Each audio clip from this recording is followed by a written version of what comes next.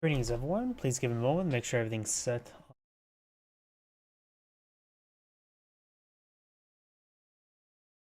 Here's a be going. Kick it going. Twitter appears to be going.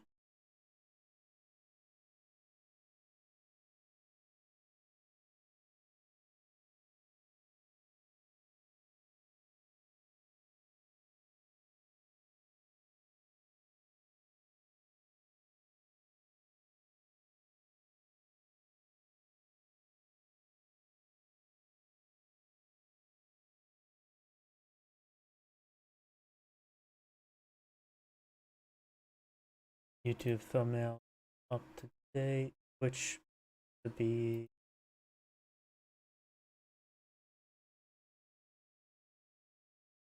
going now. Oh, is Rumble going? Yeah. Was Rumble not going? Play. Okay, yeah, Rumble's going. Perfect. Please go another moment to make sure everything's set up on my other computer.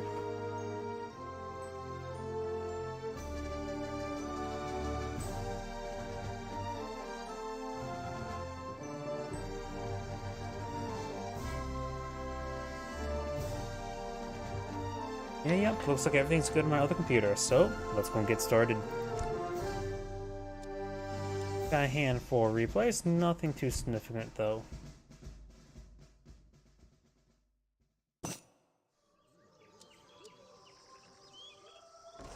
A little bit too sensitive. Greetings everyone, and Great here for another HPARS 3 replay. Spawn bottom right side as the red Husua with Nick Cleave. Spawn top left side as the blue French, we have Napoleon, B9955. Of course, the French players named Napoleon. Jean de la Harpe, so it's not Napoleon. And over here we do have Bonga Bonga. When it comes to natives on the map, got a Sufi Moss, can give you access to Quills Balosh, which are heavy cavalry, lancer, with a range attack as well. So I believe they are the rare range heavy cav type, if I remember correctly. Where the other things is improved build limits, which is not super important, unless the Dutch, who can't build out as many villagers. Fattened goats, which is probably not that useful. 500 gold or 500 resources for a bunch of. It says fattened goats. I wonder if it's fully fattened, but of course it's better later on.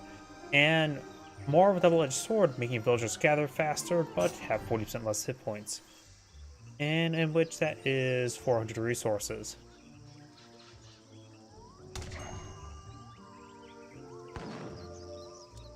We see any deck? Nope, neither side's gone for a deck. So the French player now has enough experience for a shipment.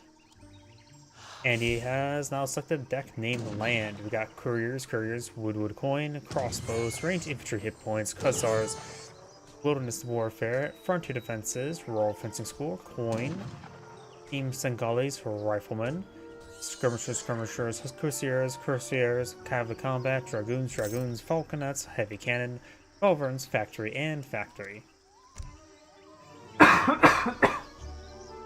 For the Husua player, we do have Morocco, so I'm guessing he's going for something involving Morocco. We got Villagers, Husua Kingdom, Pukalala Code. Don't know how to pronounce any sort of name in this game. Wood Coin, Fulani Archers, Raiders, Cavalry Damage, and Cavalry Hit Points. Alsamina, Spice Trade, Gasinia, Jukuwana, Wood Influence, Fulani Archers, Livid Knights, more Livid Knights, Emir of Kano, Loyal Warriors, Sahelian Kingdoms, Magazuwa, Infinite Villagers times 10, Livid Knights, and Dodo Cult.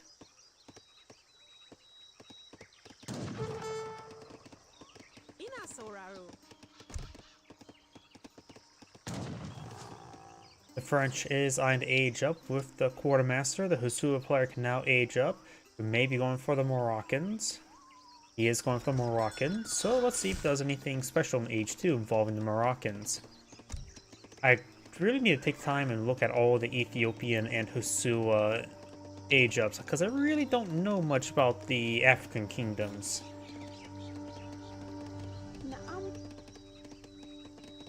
Blue may kill off some kitty cats here to steal their kiwi fruit. And down here we do have another scout trying to shank a villager.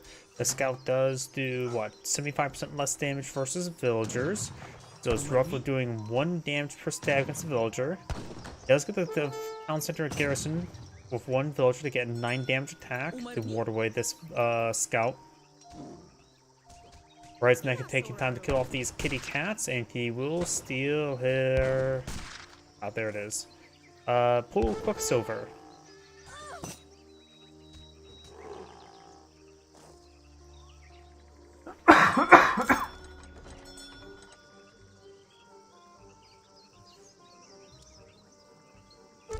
Frenchman has now aged up, going for more couriers. Killing off this kitty cat here. And now his kiwi has been attained. Blue Scout, just being knowing, the Blue Scout does have 5 damage per attack, while the Explorer right now has 6 damage per attack. Both have 10% range resist. We got the Mosque wagon now being pulled on the field. That may be from the Moroccans. We do now the Husua kingdom now being pulled on out.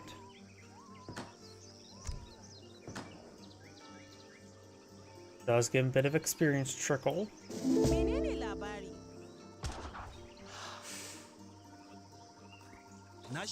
There's University Builder, which can start generating some influence. Which he's getting a collection of books, and which the books will grant him knowledge of how to ship and coin.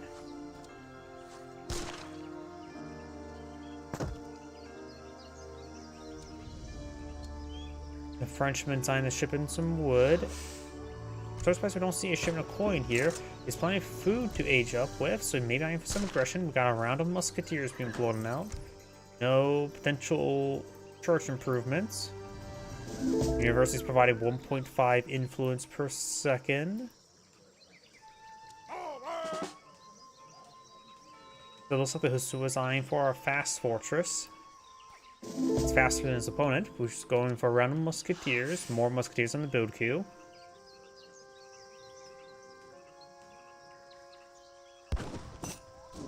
And Red will take time to kill off these kitty cats to steal their wood oak they like to nap on.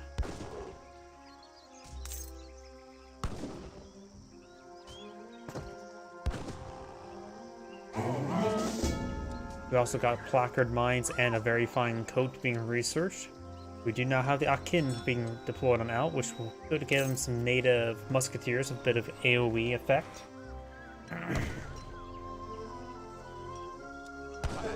A good number of musketeers are now here. We now do have the Gasinas, which will get more of the Akin and the Kobolds. Those are the musketeers are referring to from here, from the Akin. We also got the tribal societies being researched. This will give him access to Akin and Konobo to be a build unit without needing using influence. We'll also give him 5. And also, yep, enables population, food, coin, sets, and remove the build limit, so they just become a standard unit. University taking a bit of damage there, which also apparently has an attack, a siege attack. Got a round of Fulani archers with a light infantry unit, good against the musketeers. University may go down, has taken quite a bit of fire.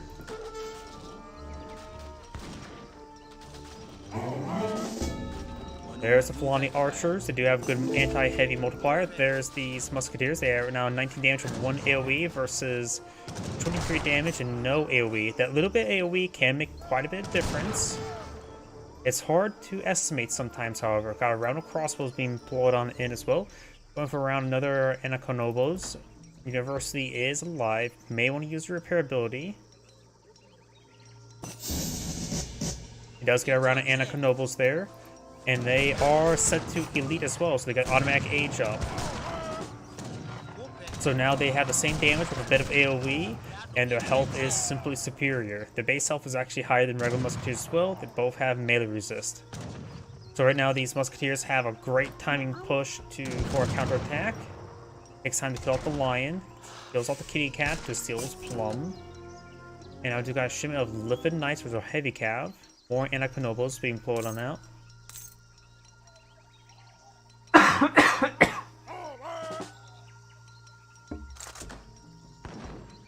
You could eye for the Sufi Mosque now.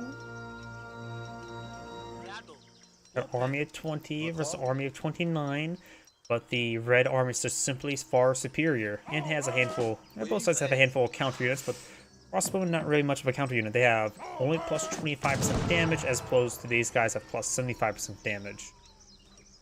Base attack is 9, but has twice the attack speed versus 16. So the Fulani archers have not only longer range, but higher DPS as well. Fulani archers, of course, are just a bit more expensive, costing 105 as opposed to just 80. Another round of crossbows there. Crossbows, of course, are light infantry. I said they are technically a counter, but they're not really a hard counter, more of a soft counter, thanks to their low bonus damage. The AoE effect of these Akins should be much better. But he is going to fight against a very large army here. With around Hussars, that can be... These are heavy infantry, so this won't be super great, honestly. We have around 11 Knights, or basically Hussars with dual armor types. Militia not being brought on in as well. Crossbowmen's almost shipped on in. The French has a sizable army right here. Annika Nobles got a good volley there. More Lithan Knights being pulled on out. Lithan Knights and Hussars starting to engage each other. Got a good number of crossbows over here, so that's probably a good place to send in the cavalry.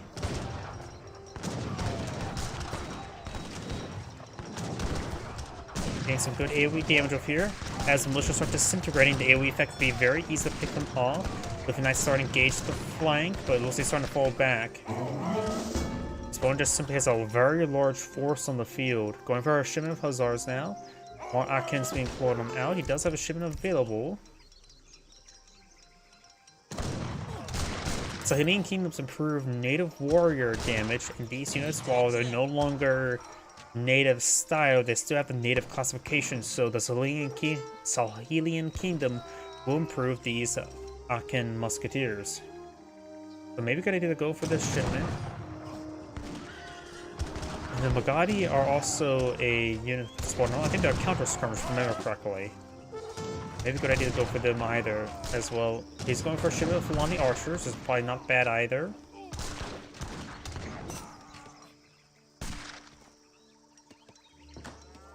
University has not been repaired.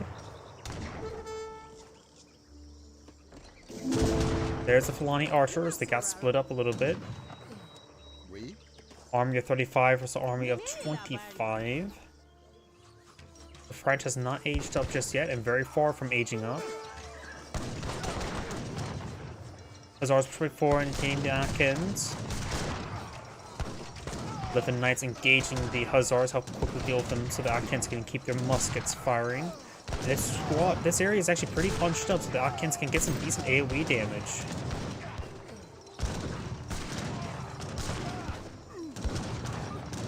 More Hussars being brought in. All the Lithan Knights are now down. The Emir is like cavalry, so we can get some bonus damage on the heavy cav. Nothing too significant though. The Emir does go down.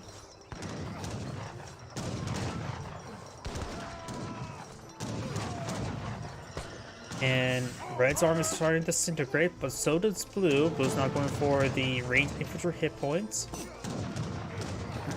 This Blue's player going for nothing, has no more food right now. Has 15 idle villagers on the field. It looks like a good number are inside the town center, which is a bit of a problem. Yeah, some of these cows are not very well. Some of the cows are a bit fattened. Oh, Red said he spilled some water. That ain't good.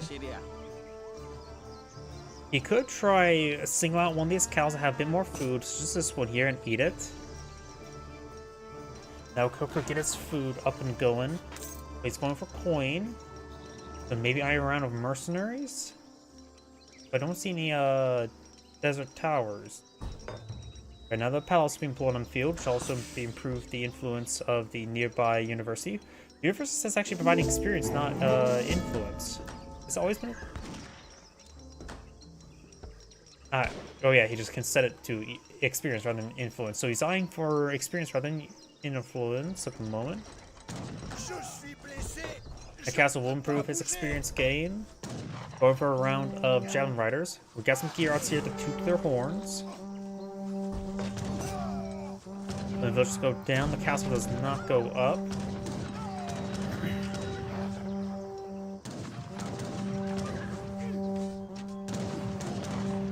And there's a round javelin riders to engage the hussars, very good. They will receive a decent amount of bonus damage from any crossbows if there's any of them left. There's one.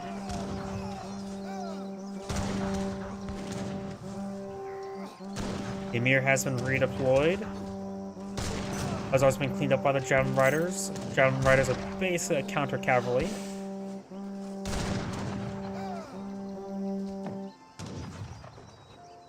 Red has held. He got some elite the levy experience, but he's invested some of his influence on the levies, which are not great. And they are probably a bit too expensive for what they actually are due, honestly. 150 health, 65 influence, nothing. Yeah, that's just too much for. They probably should have a cost reduction, actually. Probably down to 50, I would say.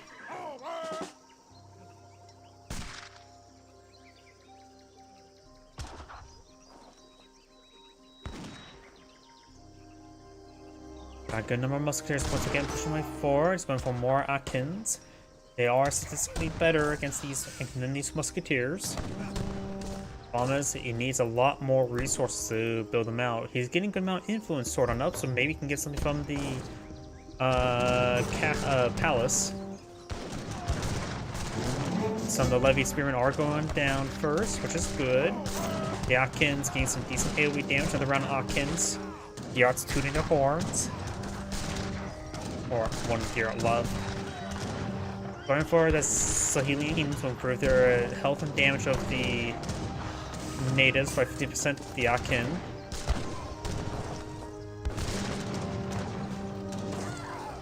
Another round of Akin being pulled out. And he's going for a round of Highlanders, which are very heavy musketeers from Scotland. We also got another some Royal Musketeers on the field. The French player still age 2, going for some frontier defenses. The French has 37 villagers for his opponent's 32. He does have a decent amount of livestock trade. Now it's probably a good time to swap out for some gold. He has maxed out wood here as well. That may be a good idea as well. Take time to clean the berries. As ours push forward, there's the Highlanders. They, of course, a very heavy musketeer.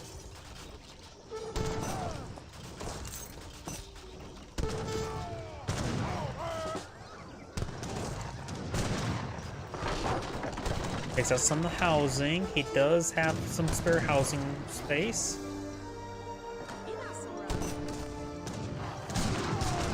Good damage there. Musketeers slowly being whittled down. Highlanders are basically ×2 musketeers. Actually, a little bit higher than ×2 musketeers. But they basically cost ×2 musketeers. Good damage there. Has 3 of the Highlanders still remaining. Got around the Hussars here. Keep or castle firing away. I got these Hussars push forward. They will receive some melee attacks from the Highlander, who does have excellent melee damage. And the Hussars do go down. Red has stabilized. More Musketeers being brought on in. Going for another round of Irish Brigadiers, which are Musketeers of promotion capability, mercenaries, and of course more of the Yakins. Salian Kingdoms also improve mercenary hit points and damage as well, so this is a great way to supplement his force, investing his influence on these mercenaries. So that card is very, very good for his current composition. Got a decent amount of units here, including some Fulani archers for counters. Another pair of Irish Brigadiers. This villager will be stabbed to death. Granary over here, not currently being utilized. Got quite a bit of food and gold. He needs to go around for another Akin and Nobles. He knows his opponent's pulling more and more Musketeers. He needs to get more of these units. He also is going for a Girot.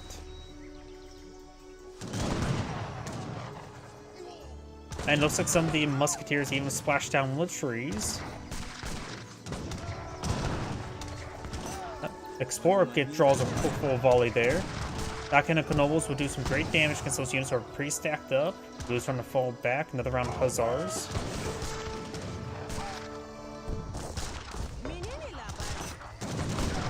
Massive AoE there.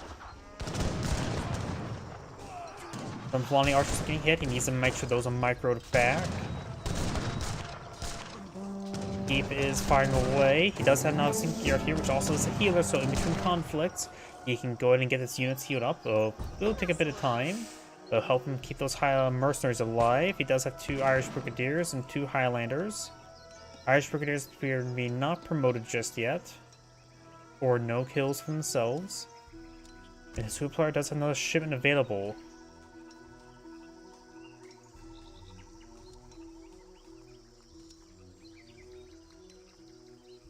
Maybe this would be useful. Delivers 1 goat carrying additional 70 food. So you got some sort of research that also gives him goats as well.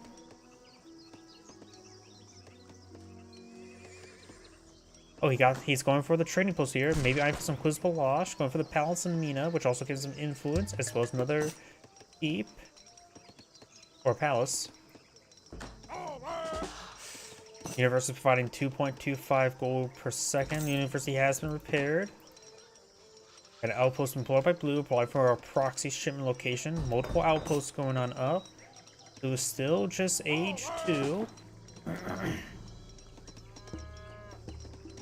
Regular Fulani archers have not gotten elite Fulani archers just yet.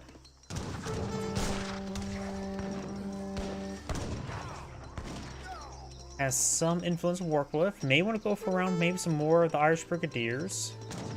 We also have a secondary town center here in which there's a proxy outpost here. The Red's going to try to intercept it. Blue's going to try to intercept the interception. Another castle here, which means or palace. And now it's a good idea to get university next to get more influence going. Blue's army is going to have a bit of trouble. There's quite a bit of counter units here.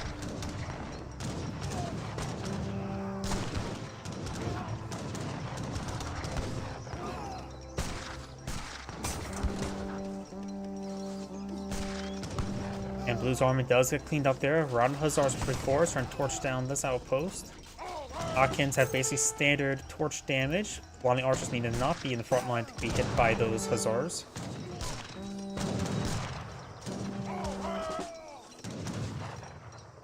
Some of the Irish Brigadiers are starting to get veterancy.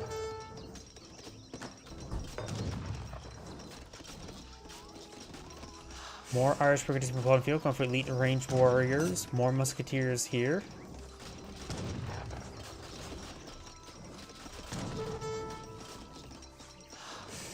Outpost does go down. Only 1 Girok remaining for healing. Or going for more Akin. Has a decent amount of resources. Maybe good idea to go for another Girok or 2 just to get the healing going. Don't doubt healing. Got additional town center here being put out next to the gold deposit. Right now, Jesus have 41 villages, one's at 45, who is starting to age up with the Exile Prince. He needs to get out skirmishers. X age.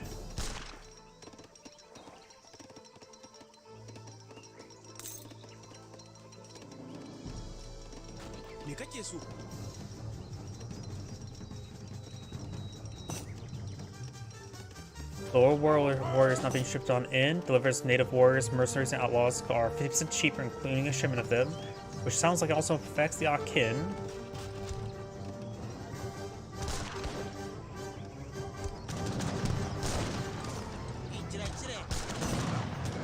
One musketeer does go down there. Red's army is starting to fall on back.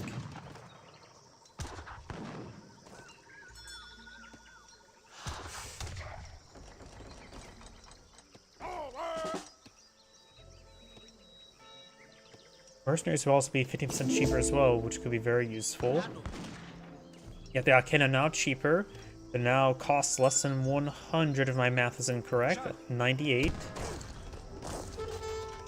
And the Highland does cost less as well, so his mercenaries are cheaper. He also has 2 musketeer heavy infantry mercenaries. It's not super great. In my opinion, the Highlanders are better.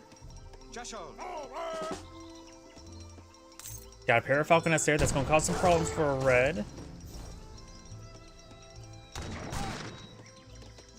Going for another round of Irish Brigadiers. They are pretty cheap.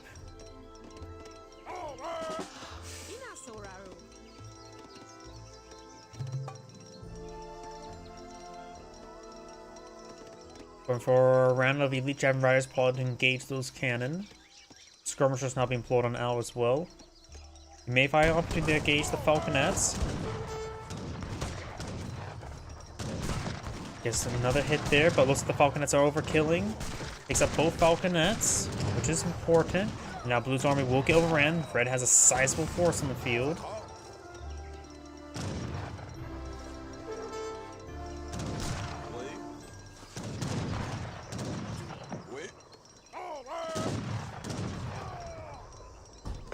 Outpost getting a bit of chip damage on in.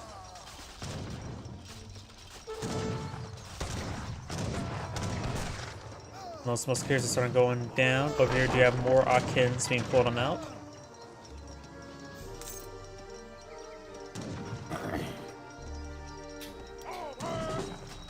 And now we've got the outposts. Other outposts being torched down. Skirmishers taking some free shots on in.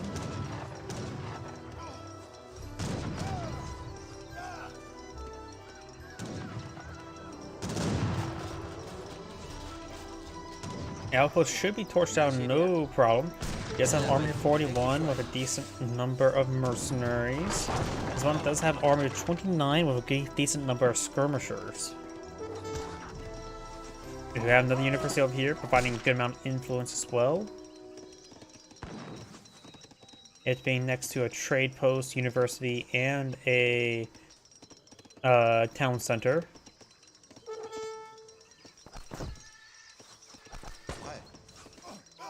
Villager does go down there, going for another round of musketeers. Hopefully it's vendor musketeers. Yes, he does. More villagers. Going for more Lithid Knights heavy cav.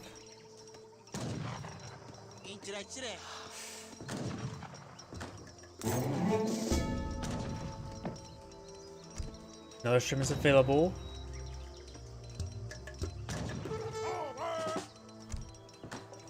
You could go for some Kuzbalash, which I believe are heavy range cavalry, which could be decent against the skirmishers as well as the musketeers. We now have the Supply going for a round of falconets, which you have to pay full price and influence.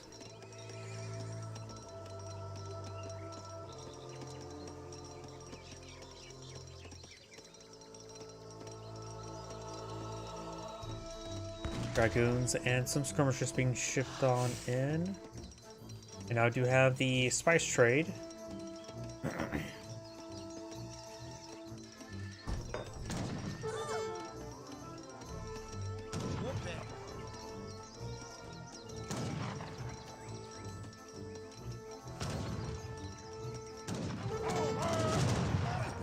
Lithid Knight does take a bit of damage there. Another castle here, as well as a university, war camp. It's also being improved by the nearby trading post of that university as well. No town center though. Dragoons get a volley there on the Livid Knight. Falconets rolls and miss there on the Dragoons. Got quite a bit of AoE for Red's forces with Yakin. And with the Falconets. Falconets get a good volley there. Livid Knights now try and engage the skirmishers. Blue's army is quite significant right now, 63 versus 59. The Falconets are very important.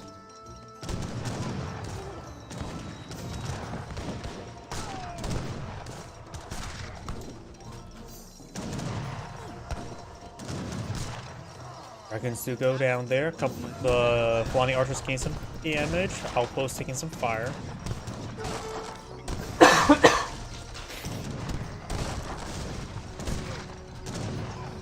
Outpost does go down. Got a third Falconet now on the field. A fourth one's on the way. And he has almost enough resources to age up as well.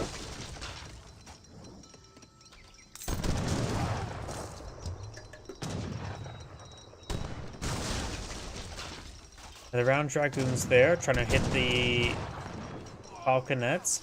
Goes in the melee, gets some good damage there. Does not take out any of them.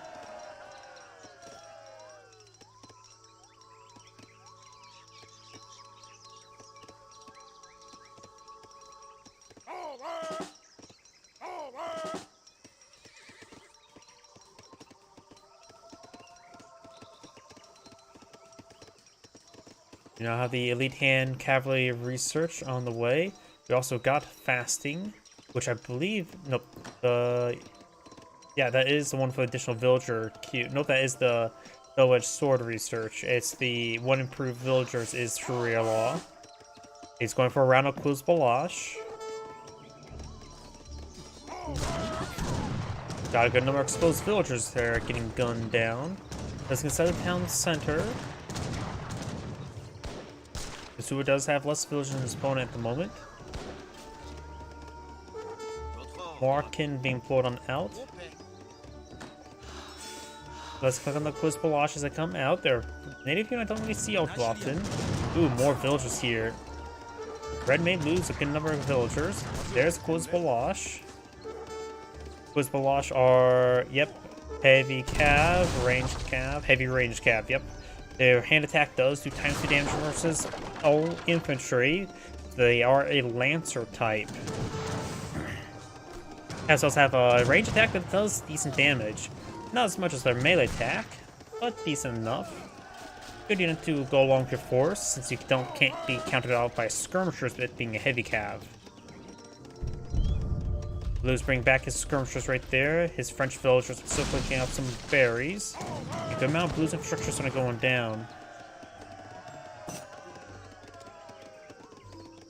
No H4 for the Hisua. The Emir does go down.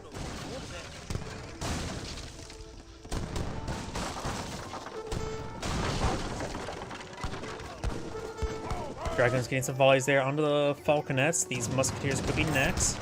They were next. Being annihilated there.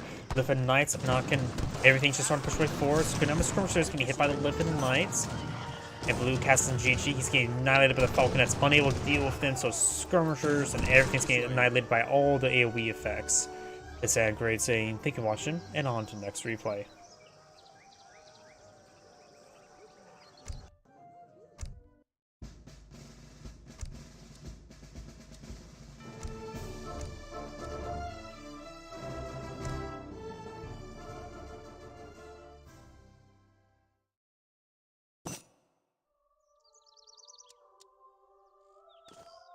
Way too sensitive.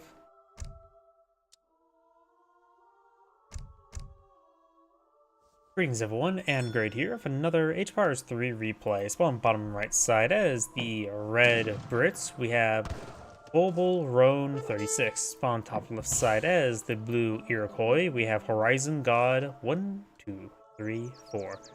Does convert the Marauding Musketeer and steals his Mosaic, or donated it.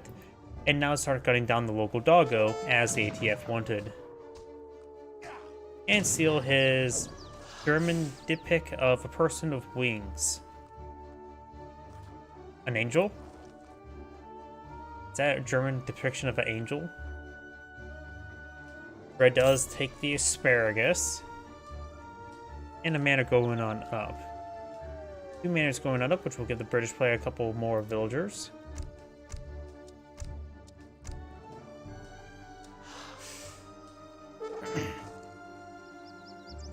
Does gun down that man to seal his mosaic. When it comes to names on the map, we got the House of Habsburgs, can give you some funny looking mounted infantry and line infantry. And down here, we've got the House of Witten, which can give you access to the Trabants and Saxon Cuirassier and the Age 2 fort.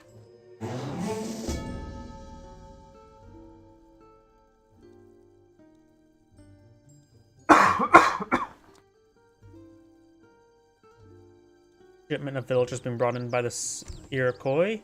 We got the beginner deck, which gave access to villagers, high chief, exotic hardwoods, villagers, wood, all resources, town destroyer, Ennas, tomahawks, canyon horsemen, all resources, forest prowlers, tomahawks, Travises, Haudenosaunee woodworking, renegade French, renegade Dutch, infinite all resources, forest prowlers, tomahawks, light cannon, heavy fortifications, renegade French, renegade Dutch, and infinite covenant chain. Ships 2 heavy cannons and a number of mercenaries from the British Isle. That's actually quite a bit.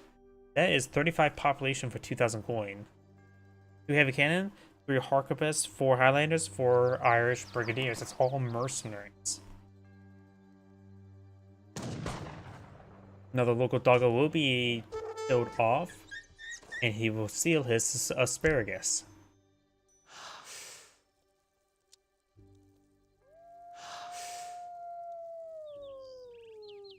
Commandment? Sir Barnabas Billington. Definitely a British name. And now he's aging up to the governor. And while the Iroquois is aging up to the messenger. The message is attack. Does have 14 villagers versus 18.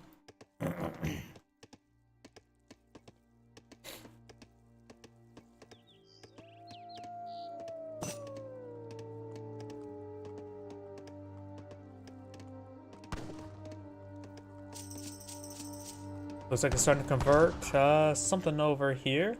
He converts himself a gunman. And he will kill the other gunman and steal his exhausted carrier pigeon. Instead of using it as to carry news, he's just going to eat it for 90 food. British manor being proxied by a war hut. I am not sure why there's a manor right there, but there is, of course, now a war hut going on up. The British explorer is going to try to stop it, but we do have a gunman to stop him and a plague doctor.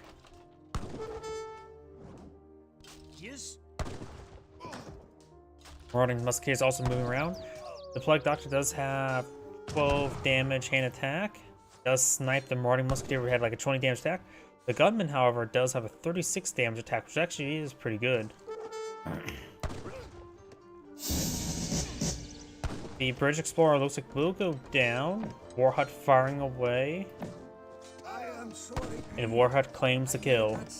Villagers trying to bash the plague doctor's face in, which does do 90% less damage to villagers. And does manage to get the wall off here. We also got a community plaza here. He may be eyeing for. He has Town Destroyer. He has researched Town Destroyer, so now his Explorer has a massive siege damage of 232 damage. Starting to bash this outpost wagon in, but it can still be start build. Has taken quite a bit of damage. Not sure where he's planning to set it on up. He's got to deploy it soon before he loses it.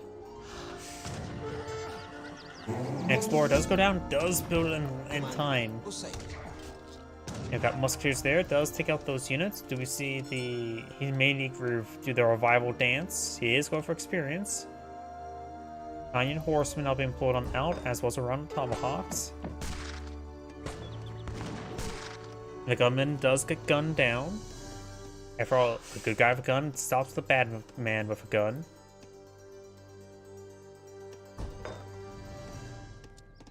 We also got the Haudenosaunee scouting party there, gave him a round of not musketeers, tomahawks.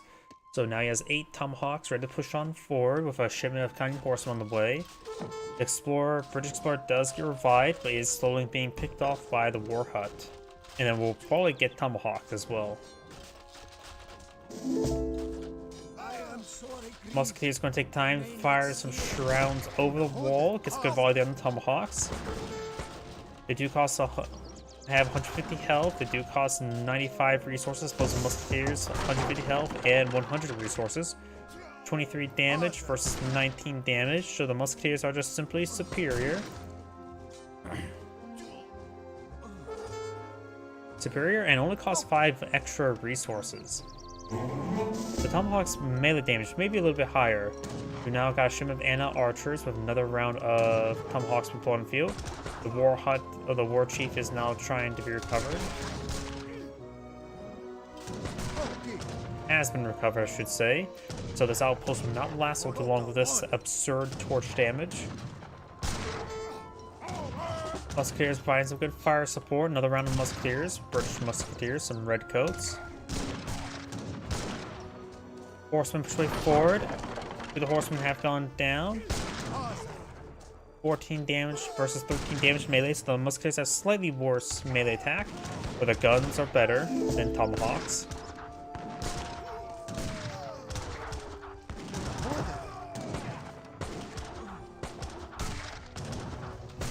Mountain now getting torched down by the war chief. Anna archers are pushing forward. They are a good skirmisher unit. They have full ×2 damage. For a light infantry unit, they also only cost food, 100 food. Damage is 12 with double attack speed, which is actually a pretty good skirmisher, especially in this age.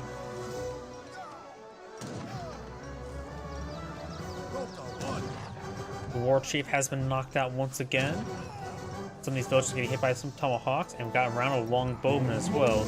They have only plus 25% damage, like crossbows. They have 16 and 22 range, it's pretty good, versus 12 damage and 16 range. The longbowmen are overall generally better in base performance. Their cost is 100.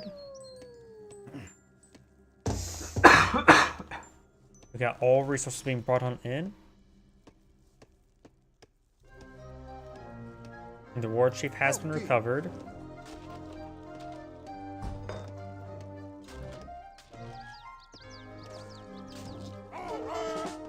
More British longbowmen on field. Right now, the British player has 23 villagers versus 9 or 18.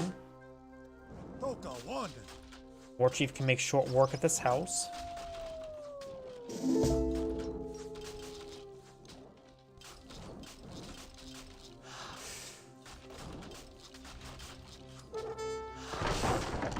British player has plenty of spare housing space for additional units.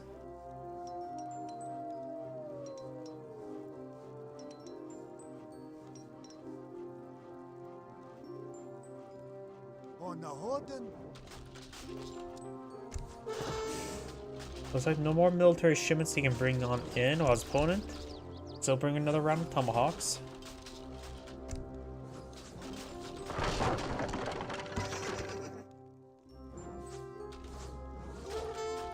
Longbowmen gain some damage on the Anna archer.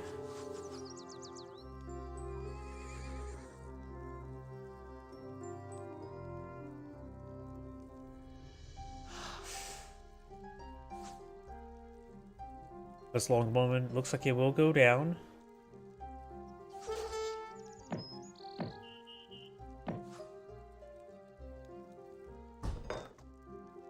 Lucy barely managed to escape on out of there, going for a round of Tanya horsemen and more Anna archers.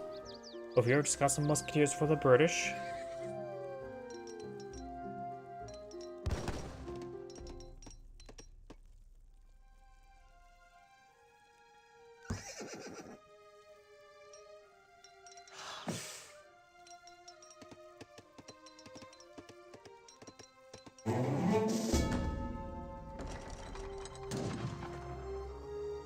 Got a bit of damage here, going for the town militia. Our militia has been blown in the field. Tiny horsemen pushing way forward, getting some damage. And we're seeing quite a bit of damage there. Horsemen slowly being whittled down by these various forces. Longbowmen throwing some rounds into the horsemen, and looks like red has held.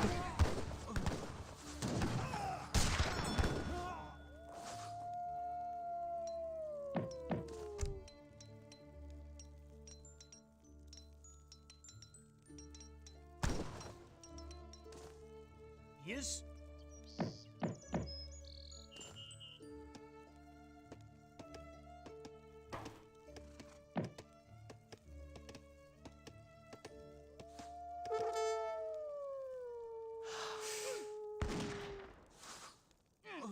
And archers receiving a bit of damage there. Good number of British forces pushing forward. The militia down to 1 health each. Feeling me stronger now.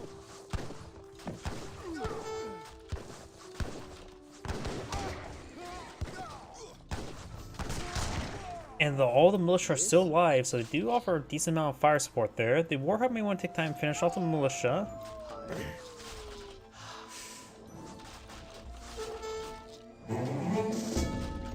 Warhawk receiving a bit of damage there. More musketeers been brought in. The shipment of coin. Go for some horsemen. And also go for spice trade.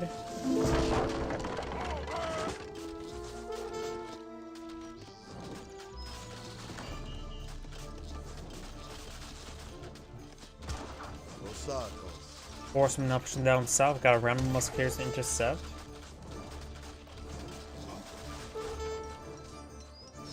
Some decent damage from the horsemen. Villagers can go inside the town center.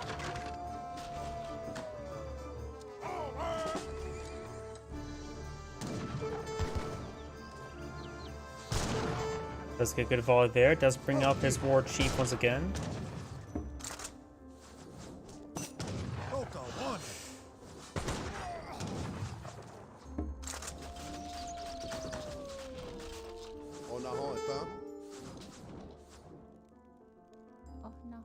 Blue starting to abandon this region there. The British player has plenty of units on the field. Right now the British player has 87, roughly 50 population on the field. Most opponents about 8 or 7 on the field, is not too significant. You know, a large number of military structures as well. Has plenty of food right now for more anti-archers. Need a lot more wood to get out some war huts. Go for around hussars now. This shipment of wood he needs in order to get multiple war huts building.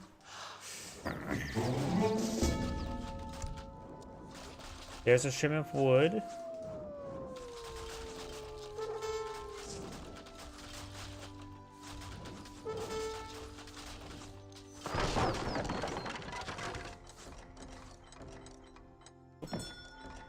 Got around the hussars there. Picks off a couple of these villagers. We got a pair of tribal markets here. With more villagers right here as well, so the Iroquois is going to lose some more villagers. I got the Scots, Team Scots Guards, or Team Grenadiers Guards now being deployed on the field, increasing the hit points of his musketeers and grenades.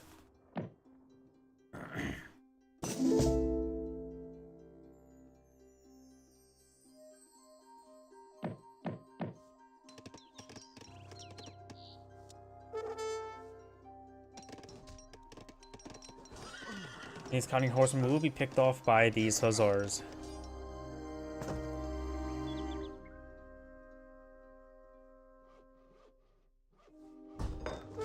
Another war hut going on up.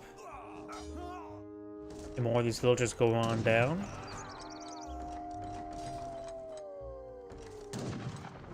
The Iroquois can now age up. He's going for the Elder, which may not be fast enough. Needs his war hut built. And he has no resource to pull out anything else on the field.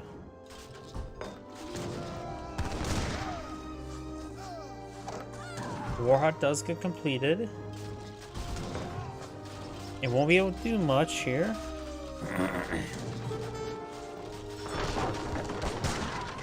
Siphons off a couple of villagers, head down south for some odd reason.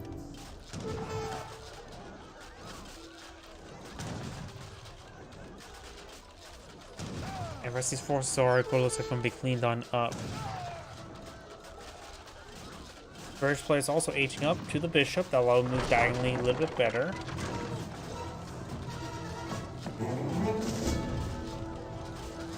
And has a shipment available. Anything that could be good, decent. He could save this up to the next age. Eye for the Falconets.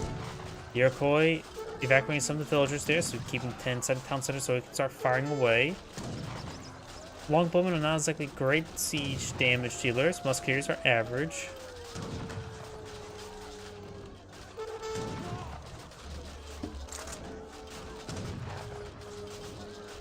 Evacuating the villagers in every single direction.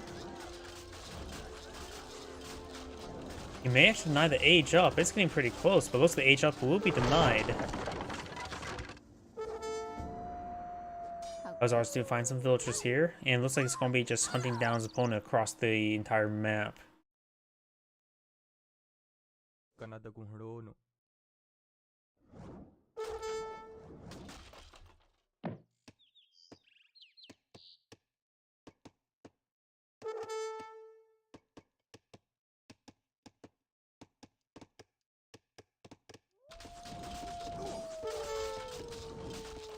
Alright, go for Tribal Market here. Tribal Markets are, of course, free.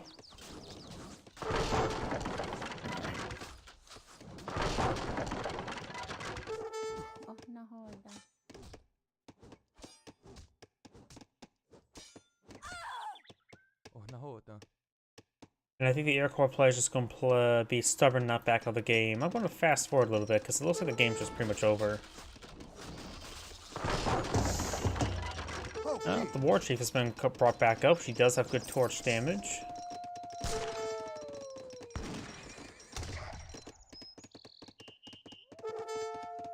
Musketeers will find some stuff up here. There's only 6 villagers remaining. Yeah, this game's pretty much over. Fast forward a little bit more. And looks like the Iroquois player finally backs out of the game. His anchor is saying, "Think of watch him," and on to the next replay. Yeah. Sometimes you just wish somebody just backs out of the game instead of running around in circles like that.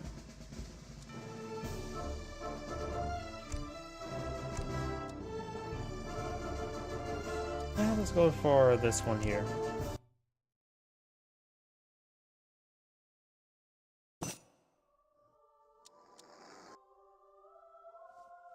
I may have already done this one. Looks familiar. Names at least. Greetings everyone, and great here for another Age of Empires 3 replays. One on the left side as the green Aztecs, we have Brickman. Spawn top right side as the blue or red Germans, we have Ingunir. I think. Ingunir? I have no idea how to pronounce that. Either way, when it comes to natives on the map, we do of course have a decent number of native goats you can claim, as well as the native Yorbara and the Berbers, which includes one of the best native units in the entire game, the Salty Camel. No deck selected just yet. No deck selected either. We got Montezuma, looks like a randomly generated name. Community Plaza going on up for the Warrior Priest. And you may be hearing some lightning in the background, because I can hear that lightning storm starting to pick on up. Hopefully the Aztec player goes ahead and just start killing all the native treasure guardians, because in my opinion, it's better to kill all the treasure guardians rather than try and convert them due to the double experience aura. Because basically means the treasure is just worth a little bit more valuable dead than live. He's going to kill off these 2 kitty cats and seal their story of a buried treasure. And each one of those leopards provide 24 experience thanks to the double experience aura. The Aztec player has Mace experienced dancers. Not sure what it means by Mace. Maybe the Skull Knights, which does include villagers, High Priest of Exilton, Calendar Ceremony, which I believe is a really good card. It makes it so that your Warrior Priest can reduce the cost of age ups by like 2 per second of each resource. It's really good, and you get 1 free Warrior Priest. Villagers, more Warrior Priests, so that can bring up to 5 Warrior Priests. Puma Spearmen, Slingers, Warhut Travises, Smoke and Mirror, more Slingers, Skull Knights. Citadel delivers you a Stronghold, Aztec Mining, the, let's see, Slinger Temple, Arrow Knight Temple, Coyote Runner Temple, Eagle Runner Knight Temple, Infinite Coin, more Slingers, Infinite Slingers, Slinger Combat, Infinite Jaguar Prowler Knights, Wall of Skulls, replace your Skull Knights, get 1 for every 3 you've lost so far this game to max of 13, and the Skull Knight Temple. So he's not going for full Skull Knights, gone for a bit of all the Knights with no Knight cards, but it does have a good amount of Slinger. So we've got Slinger, looks like a primarily Slinger army. And over here, we do have Fast Fortress of Settler Wagons, Economic Theories, more Settler Wagons, Wood, Coin, Crossbows, Cavalry Hit Points, Advanced Arsenal, Higher Irish Brigadiers, Wood Coin, Skirmishers, Uhlans, Cavalry Combat, War Wagons, German Black Riders, Hessian Jaegers, more Settler Wagons, Heavy Cannon, Factory. Excuse me. Looks like Red will take out that Honey Badger and steal his Kvass, or Kasava. Kvass starts with a K, and that's alcohol. And also Russian. And this is an African map, so definitely not Kvass. The Quartermaster and Gang Saw here. We get the Calendar Ceremony and Age 2, the Elder. And the thing as well, the Calendar Ceremony, if you have the Calendar Ceremony selected as a dance, and you are aging up, it will apply the cost reduction to the next age up. So you don't have to switch between the age ups, and if you go for a standard age up rather than fast age up, and you get about 10 priests on the community plaza, by the time you get done aging up, your next age up would be free.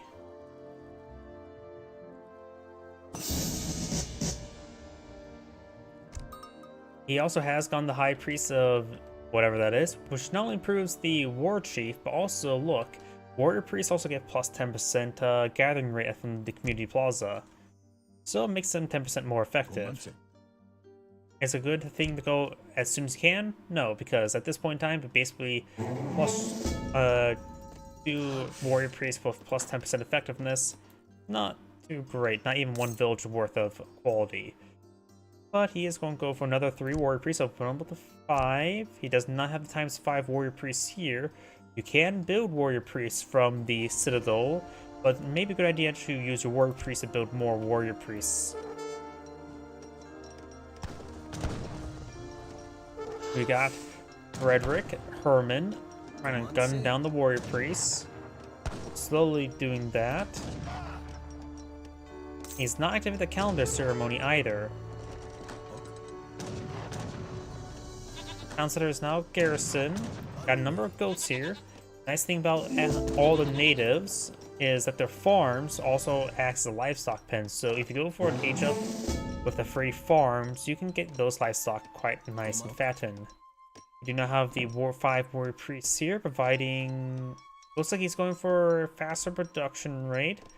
115% production rate on military units, plus 45% on economic units. He's going for a big round Puma Spearmen. Spearmen tend to have Uhlans for running around, so the Puma Spearmen will be very useful.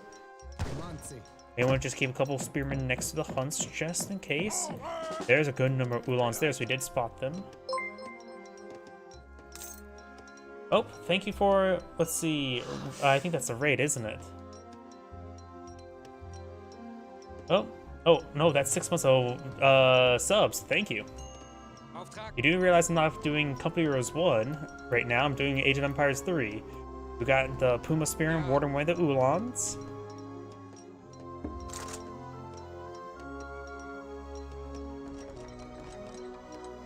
He has converted one of the Colonial Gunslingers.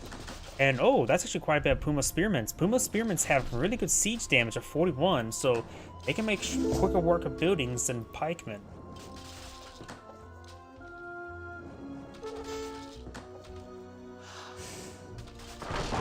Oh wait, that was Death Machine. Wait, you gave Death...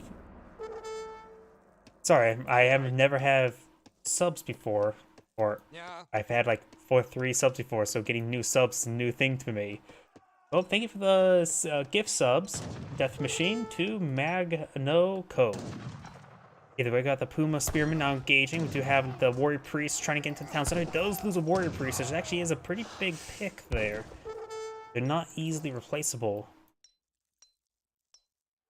Do now the age up for the Germans. I'm the Exile Prince. And now he is going for more Warrior Priests. And also has task villagers onto the community plaza as well. So there's approximately 9 gatherers, which... What, 4 Warrior Priests? So there's currently 9 workers. Effectively... 13 effective workers there. Puma Spearman gained some great damage there onto the stable. He does not want stability in his life. Or at least in his opponent's life. The Puma Spearman push way forward. They can make quick work of some of the housing. The German player losing housing is actually important right now. It will put in pop cap.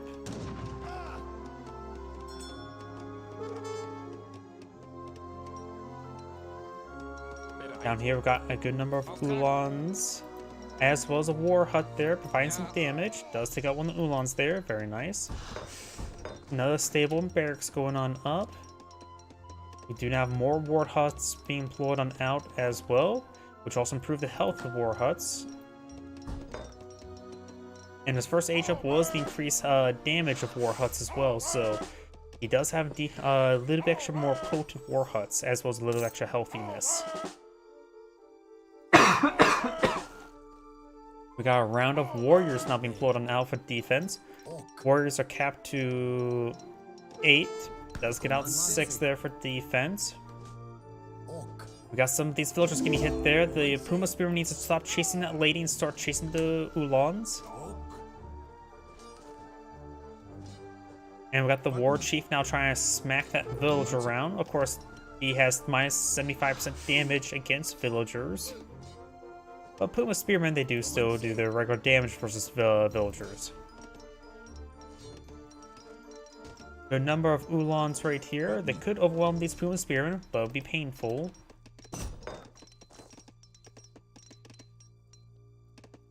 No age up for the Aztec player. This war hut could be picked off by the Ulans. They may not have been able to see it. Skirmishers being plotted on field. They, of course, will be a good counter to the Puma Spearmen. Even Musketeers, honestly. Musketeers offer higher melee damage than usually than the Puma Spearmen. We got the warriors now push way forward. Over here, both the Puma Spearmen have gone down. We got the War Chief or Explorer there. One of the Warrior Priest is receiving some hits there. He does lose another Warrior Priest. We got the Veteran Ulan research there. The Warriors are doing some decent damage. They have 20 damage. They also do extra damage versus siege units, like Grenadiers. And apparently enough, these warriors do provide a kill bounty, unlike, say, the militia.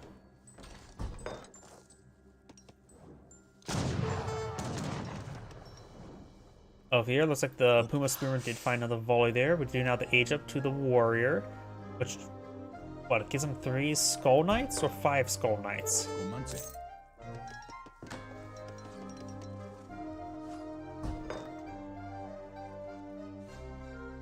The war hut is a little bit souped up with additional 25% health and a little bit extra damage.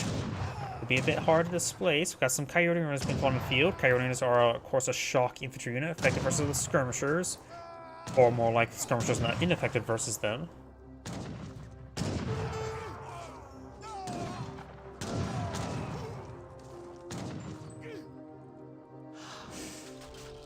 More of the warrior priests being employed on the field.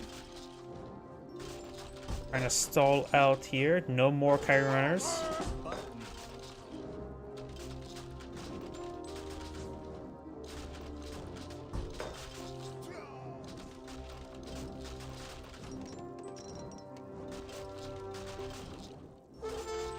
It looks like he is at max population on the warrior priest, so he needs to get that untasked and tasked to something else. He does have currently 15 workers here. There's the 3 elite skull knights.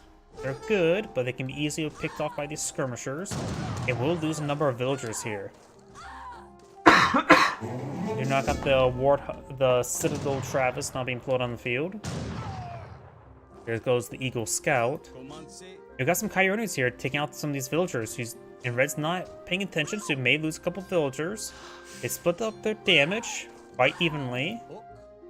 Now they're gonna fall back. Ulans can start pursuing them. Ulans are slightly faster. Smoking Mirrors gives the War Chief a bit of AoE and speed in the form of methamphetamines. Kuma Spearman once again went ahead and gets some more torches in the housing. Hunting dogs also being deployed on out. And right now he's at 14, basically 15 experience per second with this current dance. More Ulans being shipped on in. The Citadel now being deployed out in the field. I think the Citadel does offer like higher attack speed than a fort, right? The AoE is a little bit less, the damage is a little bit less. Because a fort provides, what, 130 damage per shot? But it's like every 6 seconds it can fire a shot off, right?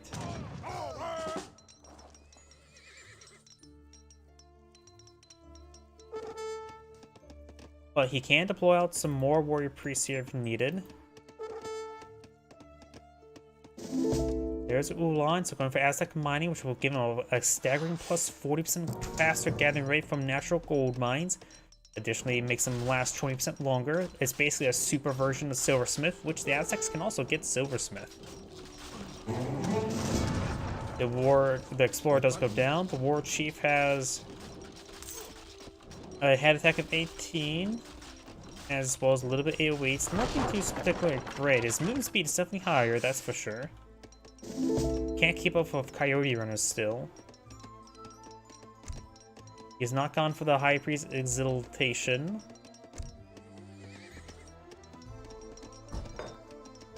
Going for Elite Slingers, which will be somewhat equal to Skirmishers. Those Ulan's going to cause a bit of a problem. Right now, going for Max Coyote runners be maybe a little bit better. It'd be relatively equal footing to the Ulans while being good versus Skirmishers. Bring a shipment of Sling as well as bring a Slinger Temple actually, which will increase their hit points and range, as well as get 12 of them.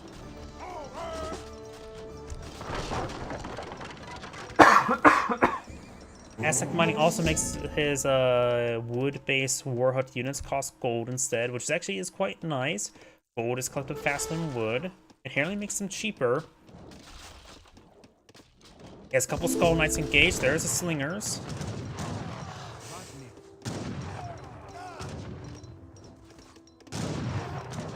The Skull Knights have gone down. The War Chief is starting to engage. The War Chief is classified as infantry, not heavy, so you will not see bonus damage from those skirmishers. And he's actually getting some decent damage there. Skirmishers starting to get overran. We've got a number of warriors being pulled out. The Citadel is now firing away.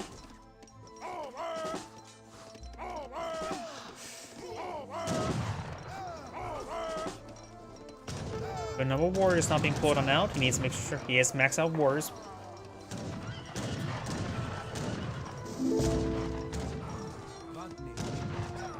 War Chief has been resummoned there. Does have another round of Slingers. He needs to hit the big button.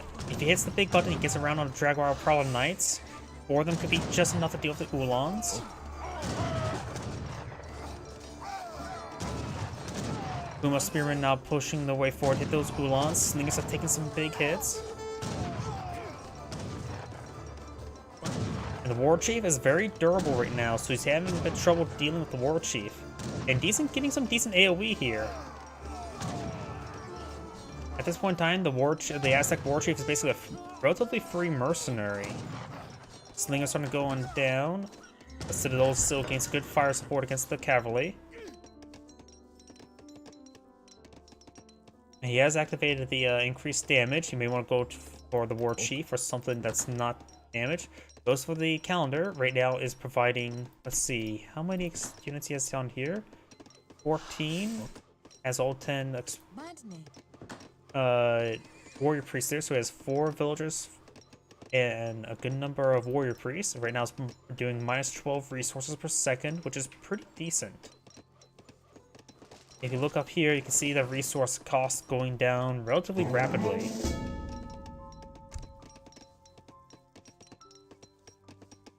He spent more coin to get out a temple. Knows about all the Ulans. Maybe the Eagle Runner Knights would be good. There would be classified as similar to light cavalry, being range shock.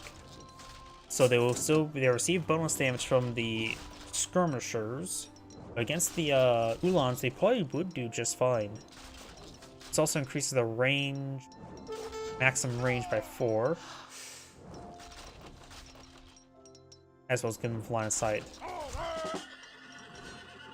Oh, got a round of Jaguar Prowler Knights. Very nice.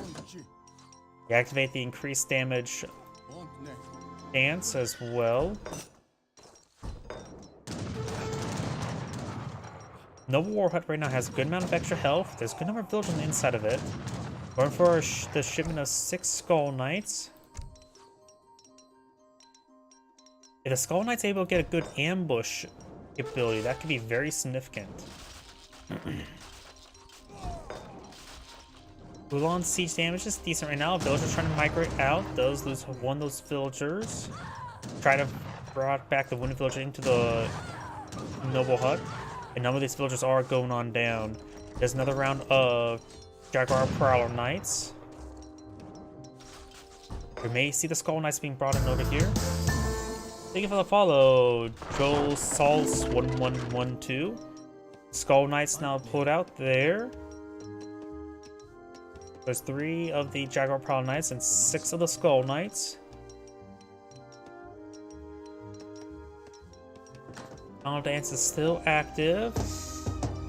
He's about half cost of the age up. His opponent right now has going for more skirmishers, not close to aging up himself. At the current rate. Oh. Looks like some of the Ulans find some of the Skull Knights. As long as he's very active on the dances, he can make a very good usage of it and start reducing the cost of the age up. I think he needs to hit the big button here to get out a round of Jaguar Prowler Knights. Could sell off a bit of wood to get a second round Jaguar Prowler Knights as well, so perhaps immediate 12 Jaguar Prowler Knights could be very useful. But he needs also to keep those Ulans away from those Skull Knights. They will rip them apart. Times 3 damage, 31 damage, 2 AoE. Yeah, Ulans will get disintegrated by the Skull Knights. Not to mention they have that spin to win attack, which has a 4 AoE effect as well. And I think it does a little bit more damage. I forget exactly. Yep, more damage, 50% more damage, 100% more radius, which means more than 100% area.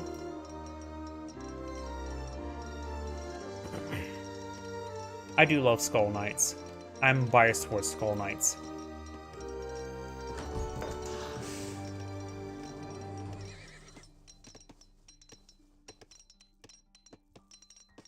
He's getting pretty close to enough resources to age up. If you look here, he has almost enough food, and his coin is approaching as well.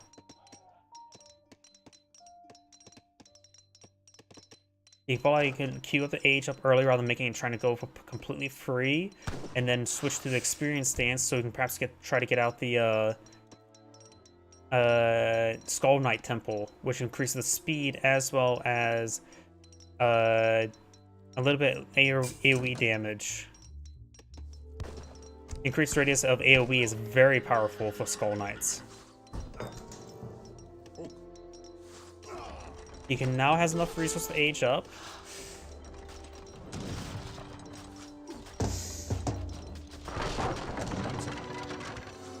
War Chief has been brought on back up. The Citadel has plenty of durability. None of these units are good siege units. He's starting to age up. The Chief, that's the fast age up, right? No, that improves the War Chief. What was it, 40% extra health and damage? So the War Chief may be up to 3,000 health. And when he ages up, Skull Knights trying to hit those Ulans. They're in melee range.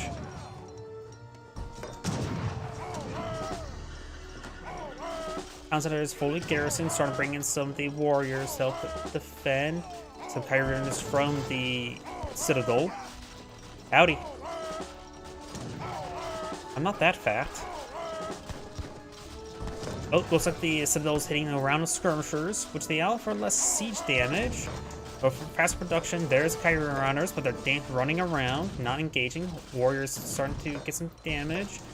He will lose the Citadel. But if he manages to hold long for the age up, he will perhaps get some Skull Knights being brought on in. He can task the villages inside the town center to the community plaza and start mass producing Skull Knights. He does have the big button here active, but the problem is the big button is on the production queue.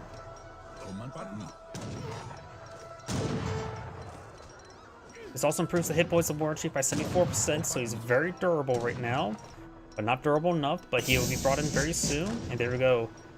Respawn the War Chief and then go for Skull Knights. Goes for the level 2 raiding party. And there goes now on the Skull Knights. He needs to get 25 villagers onto this, I would say. He has 25 villagers onto it. Then he stats whatever remaining villagers to collect up resources. He needs more housing as well. So right now he cannot get any Skull Knights though. He gets more housing. That is a big problem right now. He has a good number of Jaguar Prowler Knights. From the big buttons. There you go. He has some housing there. Needs more housing. Does camouflage there. One of red actually saw that. There's Slingers. Slingers need to start running away towards Jaguar Prowler Knights. Let the Jaguar Prowler Knights ambush right now. Good ambush. The War Chief is now up to 2,000 health without the War Chief dance. Skirmishers still pose a problem, but Slingers do have decent range. 18 range versus 20 range.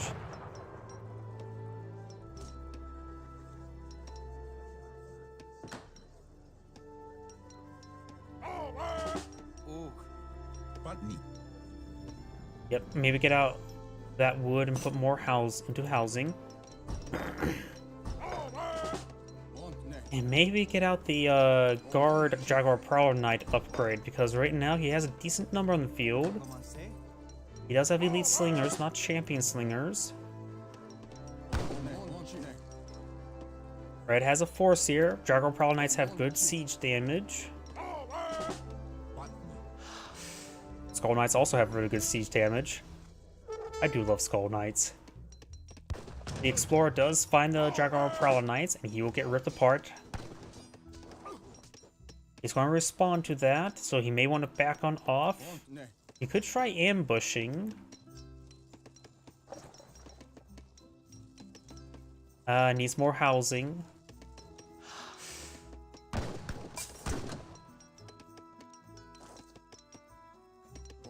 He doesn't see the Jaguar Prowler Knights. The green on the map, it being a little bit green, could be making it harder to see, but he does spot it now.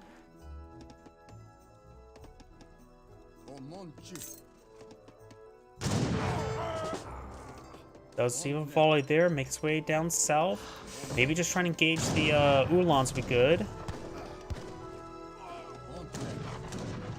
It's not a good position for the Jaguar Prowler Knights, that's for sure. But now he has plenty of spacing, population housing for the Skull Knights. Does not have enough coin to get the Skull Knight Temple though. And that little bit extra speed is very important for the Skull Knights. Jaguar Prowler Knights at least do move at movement speed of 5. Skirmishers move at movement speed of 4. Got some German housing down here. There's around Skull Knights here, which can rip apart the Ulans, no problem.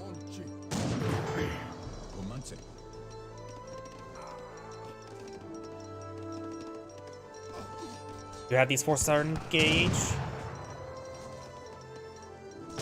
Got some slingers trying to push one forward as well. Ulan's getting interrupted by the giraffes. Ulan's getting hit. Jaguar Prowler Knights do times 2 damage versus heavy infantry, which skirmishers are not. Oh, there's a swashbuckler by the War Chief.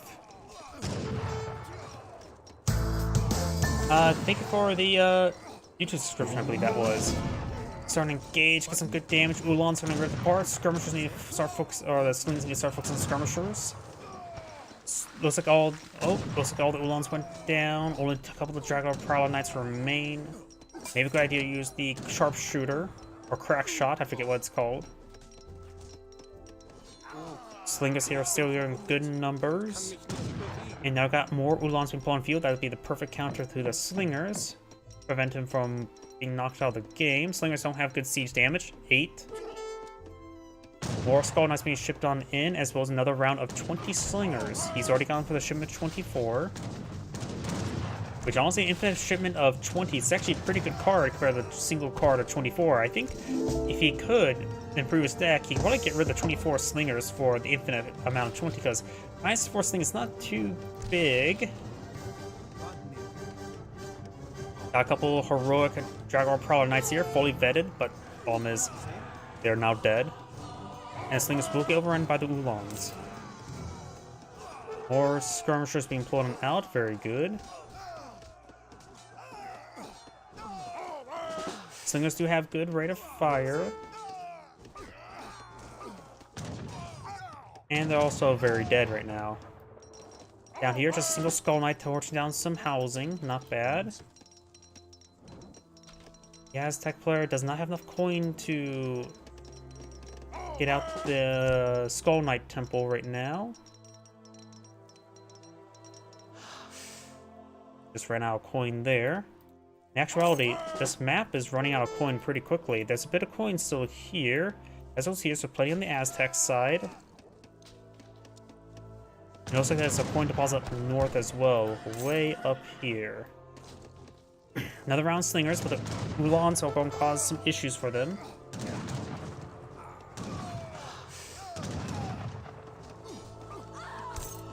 You now got cavalry hit points being deployed on in.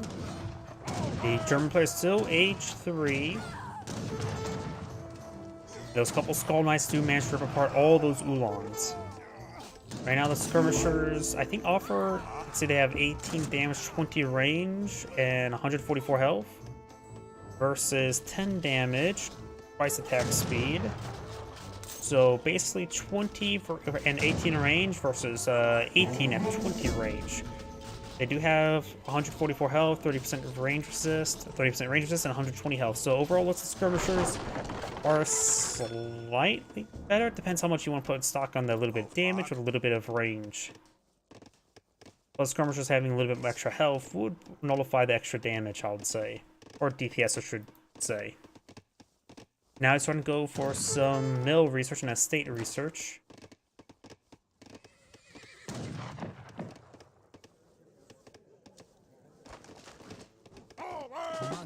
Aztec's starting to go for some of his own estate stuff. There's still some coin on the map, which he does have Aztec mining. He really should probably eye for that first. Plus 40% gathering rate is massive.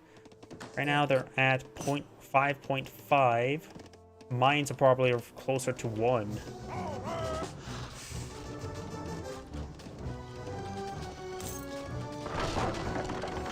Oh, sorry, I just saw your Rumble comment. Wasn't paying attention to that. We do now have the Ulans going straight into the Skull Knights, going to be ripped apart. Got some War Wagons here. War Wagons I'm not wanting to use against these Skull Knights nor skirmish Slingers. He's not fighting against Coyote Runners, so the War Wagons are not really a good idea in my opinion. Skirmishers will do bonus damage to them since they are classified as light cavalry.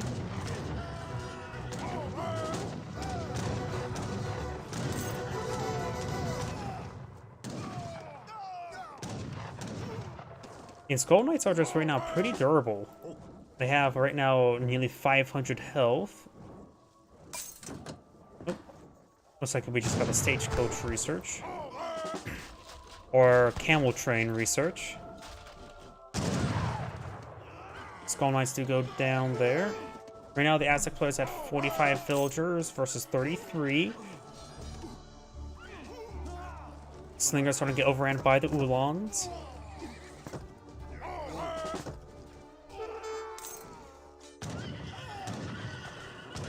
And there's around Skull Knights that will rip apart those Ulans, no problem.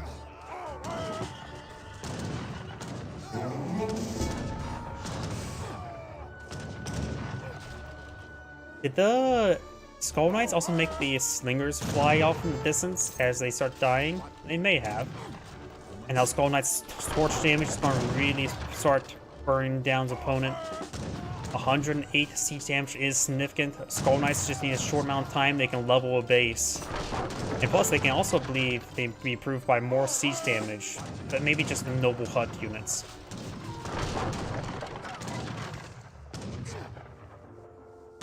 Rather than just Knight research.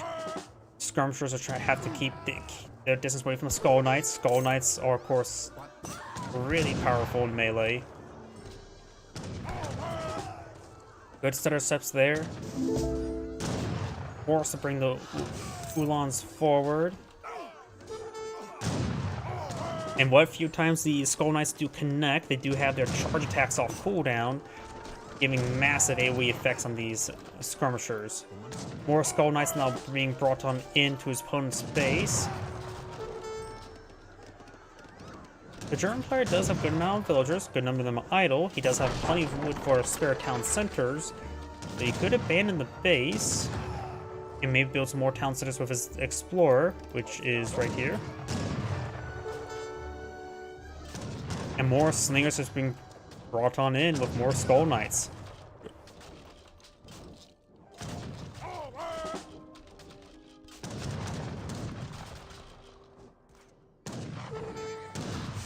This German player, he does not have the 2 Falconet shipment, which may be a bit of an issue. Falconets are basically a good way to hard counter Aztecs. Aztecs have good trouble with artillery. Arrow Knights are good counter artillery, but they're not a perfect solution. And they're not very population efficient. Especially compared to culverins.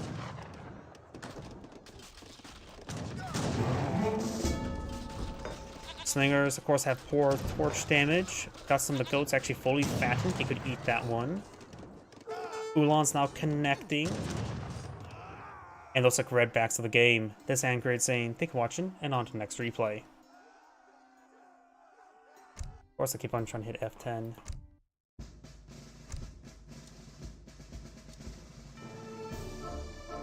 They don't have 2 Falks? I just assume all the...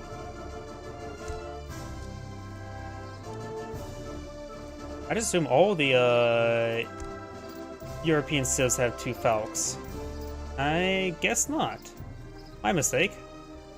And 1 Falconet is not as good as 2 Falconets. You have to make it from the foundry. There's something I learned today. Granted, there's a large number of cards I don't know about all the civilizations. There's a good amount of cards. It's hard for me to remember them all. Oops. Stop that. Sure, this is slow. Greetings everyone, and Great here with another Age of Empires 3 replay. Spawned on the north side as the Red British, we have Posse 99. Spawned on the south side as the Blue Swedes, we have Madonna. Looks like he will kill off the doggo and steal his tomato vine. Now here's a real question, are tomatoes fruit or vegetables? Depending who you ask, it could go either way. Scientifically, they're fruit. Legally, in the United States, they're vegetables. It had to go to the Supreme Court for that, for some odd reason. Nobody has selected a deck just yet. Red's Explorer's going straight into the center. Blue's heading off this side. Picks up a trap koi poo, whatever that is. Does find a bit of drama here. And will find himself more koi poo.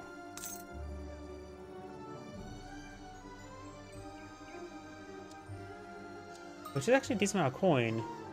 And does kill off that man to steal his Azava. I don't know how to pronounce that. Can't pronounce any name in this game. Does have 2 torps on the field.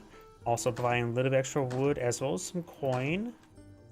Actually, that's a decent amount of wood at 1.5. Usually I just see like 0.3, so he did get a decent number of trees around that torp.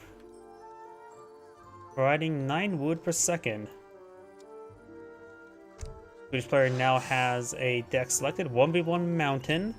I don't think this deck is a maps of mountain, but either way, we've got blueberries, settlers, woodwood coin, and combat, team house Bertonet, Gulet Sickleberg, not from this one. Oh, that will give him the 1 leather cannon and artillery foundry. 2 leather cannons, so we may see some leather cannon play. Eisenberg Ironworks, Dominions, Wiltenbach Allies, Coin, Infinite Blackberries, Platoon Fire, Hussars, Falconets, Snaplock, Contract Hessian Jaegers, and also makes them enabled. Copper Mines, Trample Tactics, Heavy Cannons, Factory, and the Siva Lifeguard. For the British, we got a 1v1 deck. We got Villagers, Pioneers. That's a little bit less common for Brits. Maybe he's going to try to really turtle in and Manor Boom. Villagers, Woodwood Coin, Longbowmen, Musketeers, Scots Guards, Team Grenadiers Guards, Cavalry Hit Points, Villagers Coin, Longbowmen, Yeomen, Musketeers, Coldstream Guards, Hussars, Cavalry Combat, Falconets, Fort, Congreve, Rockets, Factory, and Factory. Ready. So Red will kill off some more of the local doggos and steal their porcupine quills.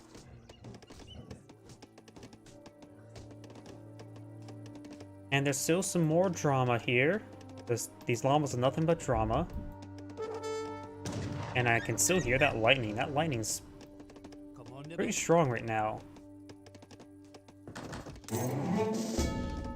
Right now the British player does have 17 villagers. Could claim this treasure with this villager. And looks like he will. Or, no, he will not. He'll claim the tree. Got the governor versus the governor. Corp here. Talking a bit of extra coin income.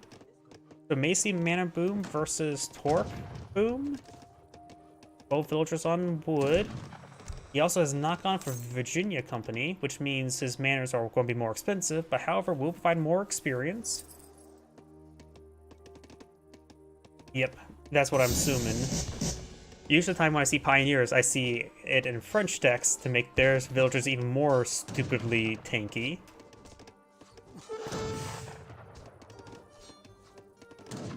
And it looks like both the players are killing off some blowgunners. And this one will steal a bizarre giant anteater. And this one is protecting a hummingbird nest.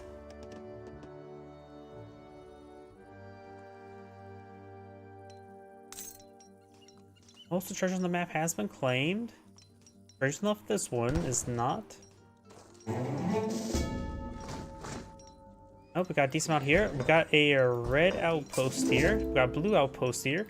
Is he having... Okay, there it goes. Red's outpost not going up, but blue's outpost is completed first. There's a red barracks here, so it's going to get messy very quick. British player is red. Just keep that in mind. And it's going for a shipment of musketeers, which may... Yeah, the outpost should be built before that shipment gets shipped on in. Going for a round of musketeers as well. Blue's eyeing for a round of the Wilkenbach allies. The Wilkenbach allies getting some mountain troopers. Mountain troopers are a skirmisher. Bavarian skirmisher that can spot enemies that recently hit, so similar to spies. Explorer does go down. And these are of course skirmishers, which means ×2 damage versus infantry, or heavy infantry. So that would be good for some musketeers. They do receive promotion benefits. The promotion benefits appears to be increasing range. Yep, at least range. Stable receiving a bit of damage. Trying to go for some hussars, which are honestly not going to be super great since these are musketeers. Wilkenbach allies doing quite well. Got a veteran, elite, and heroic one. Another veteran one here. And going some leather cannons. That will be very useful against the musketeers. We'll do 120 damage per shot against infantry. Won't one-shot the musketeers. But getting hit by that's not exactly good for your health. Another barracks zombie pulled on out. Bring a shipment of longbowmen, which the hussars will be useful against them. There's a leather cannon. Yep, looks like 120 damage per shot against infantry. The skirmishers getting some great damage there, getting quite a bit of efficiency onto them. The fully heroic, they have 22 range, and that's what actually looks like improves their attack speed as well, so that's pretty good. Shoot farther and faster. And now their fully heroic ones can match the range of the longbowmen. Speaking of longbowmen, that's the hussars here to engage these shipment of longbowmen. The outpost, of course, will do a little bit extra damage versus the hussars. There's the British militia there. 3 of these skirmishers are fully heroic, now 4 of them, and the one last guy's just veteran.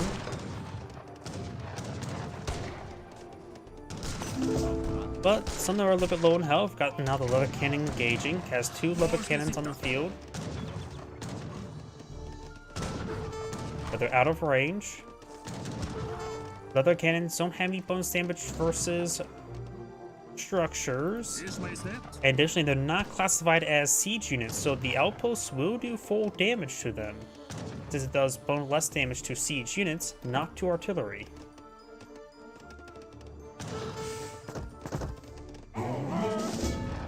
There's a round of hussars there. More corpse, I think, just got put out there. You could try eyeing for some. It doesn't have a barracks here, so playing any more infantry is a little bit more difficult. More longbowmen being put out.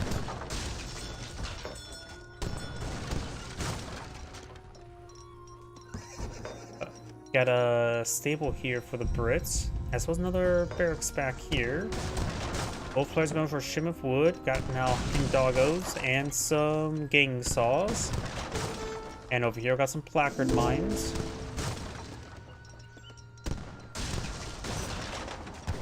Hussars moving around, trying to find another opportunity to engage. Maybe his opponent's villagers he's trying to engage.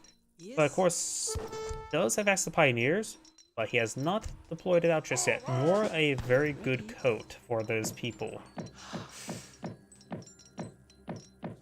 Their mine's almost complete. The Swedish player is far from aging up. The British player is also far from aging up. 32 villagers versus 24. So the villagers are getting hit. Got some musketeers and hussars here now.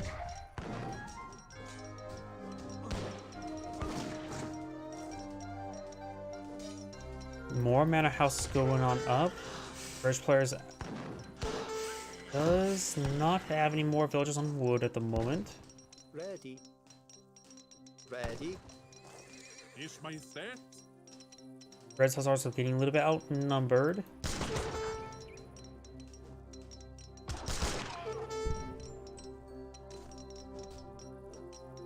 Some British villagers starting to get hit. 36 versus 25. Every torp right now is roughly providing about 1 villager's income, and right now he does have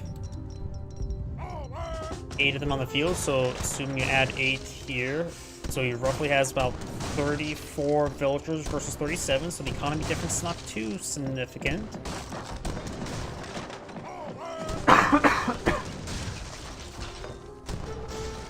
But Red's forward or proxy structure is starting to be cleaned on up. Red does have a decent army here of 36 units. There's an army of 33. The Carolines will be useful against the Hussars. Now we do see the Eisenberg ironworks going on up.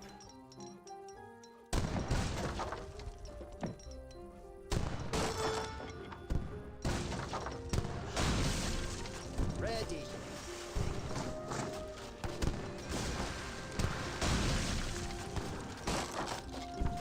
British player does have a shipment of coin back at home being collected on in, but needs a lot more food at the moment.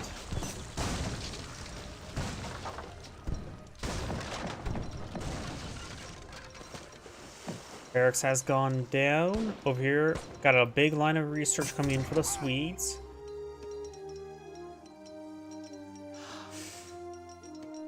First player going for a round of musketeers. No villagers in the build queue.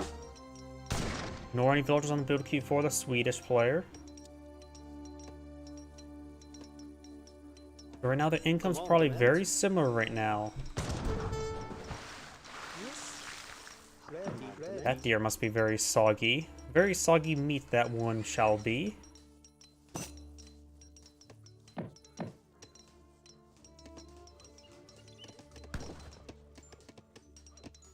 You may want to stop collecting gold or coin from this mine. It's about to get depleted, and that way he can let it deplete through the corpse. Because once he cleans up some of those mines that his corpse is trying to collect from, they won't be collecting anymore, to say the least. Got a couple of llamas here. You could probably kill off one of the llamas so the torps start collecting it up as well. Befell? Blue right now has an army about 30 versus an army of about 36. Both of them have... The British players have a good number of hussars.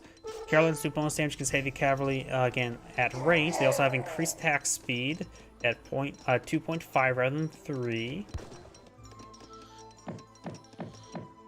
So I think the Swedish army should do better than the British army at the moment. The British player is going for cavalry hit points. One has not gone for any of these cards here, the counterpart for it.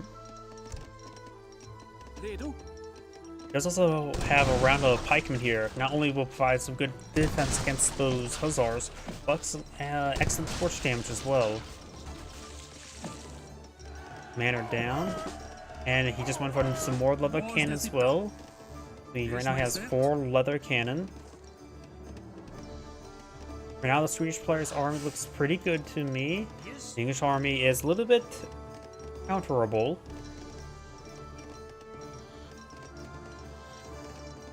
The only thing that's not great about the Swedish army is probably the hussars themselves.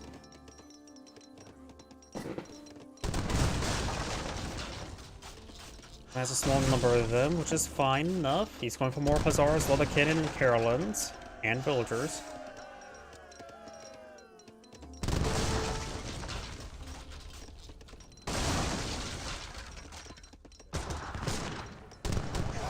His hussars need to make sure his gates opponent's hussars. Pikemen intercepting the British hussars is very good. Leather cannons hitting the musketeers. Good micro there by Blue, but some of the leather cannons trying to hit some of the hussars.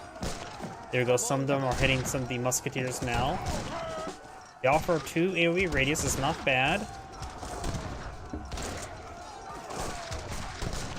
Carolines do offer a pretty good melee attack as well compared to musketeers.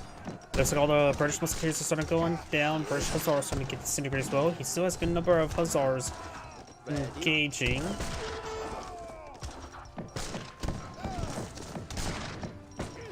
Blue's army was victorious, but has taken a massive beating.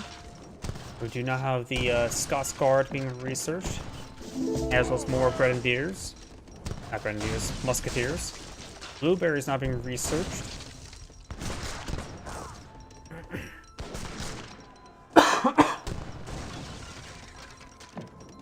There's around hussars there, trying to overrun the leather cannon. Leather cannon, one does go down, and the other hussar will not take out the other leather cannon. Blue also does have a natives here. Probably won't really make use of them. And infantry siege damage, not bad. 700 coin for 450 at the moment. And unit coin cost minus 10%, which is actually not too terribly bad. It does cost 250 coin itself, so it'll take a bit of time to get that recovered. You now see the team house Bertonet.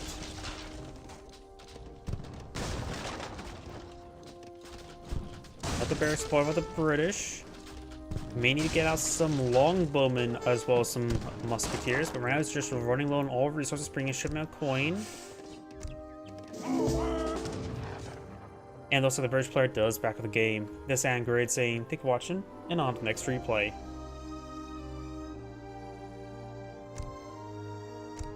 And probably have time for one more replay tonight. Let's just go for this one.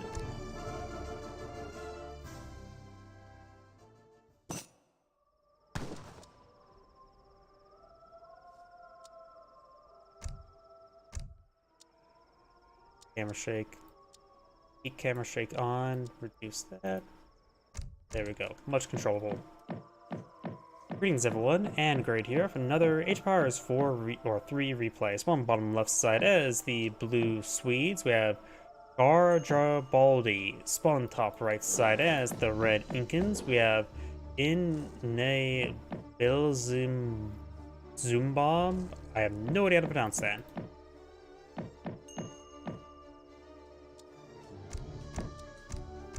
No decks selected by other player. We do have a country house going on up. Erdhelm Chester, it sounds like a custom name. You'll be killing off these kitty cats and seal their spruce trees. When it comes on the Naza map, we got the Tengri Shrine, we can give access to the Tatar archers and to the Tengri local doggos, as well as the Sufi Mosque, we can give some ranged heavy cavalry. And some Sharia law.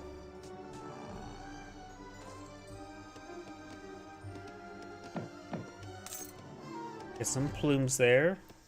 Or not plumes, plums.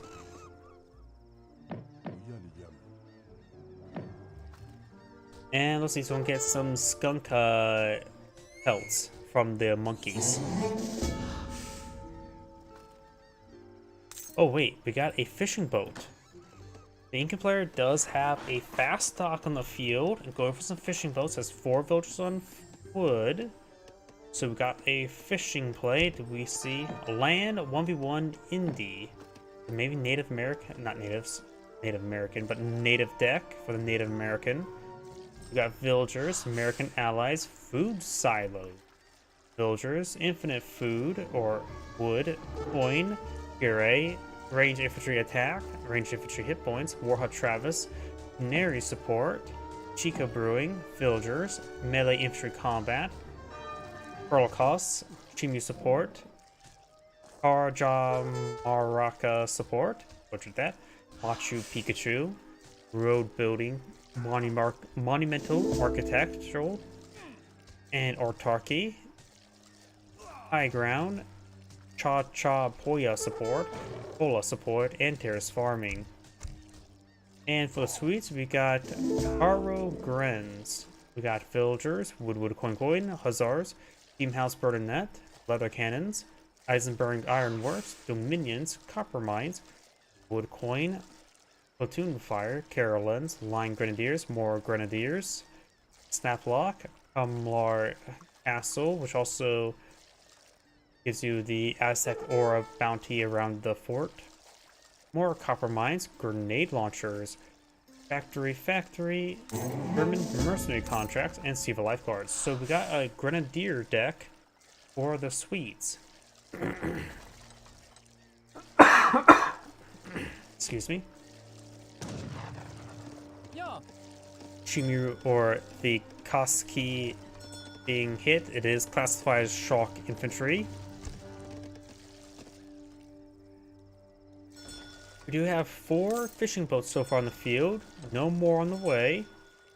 He is aging up a little bit slower than his opponent, but not too terribly so. We got the Naturalist versus the Elder.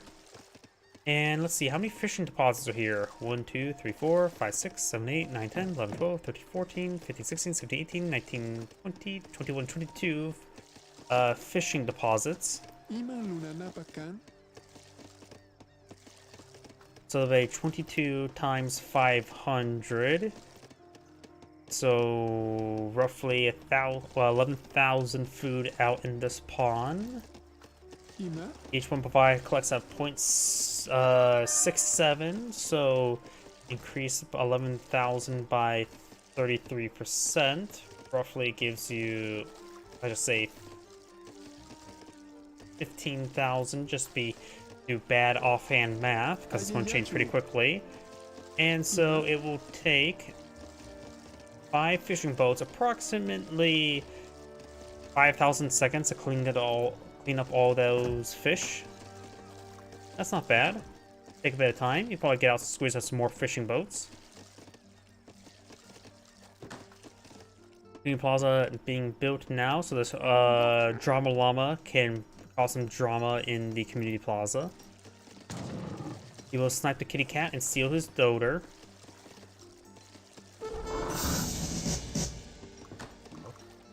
It looks like a bear just went down there as well. 2 minions and wood shouldn't be brought in, as well as some Carolines.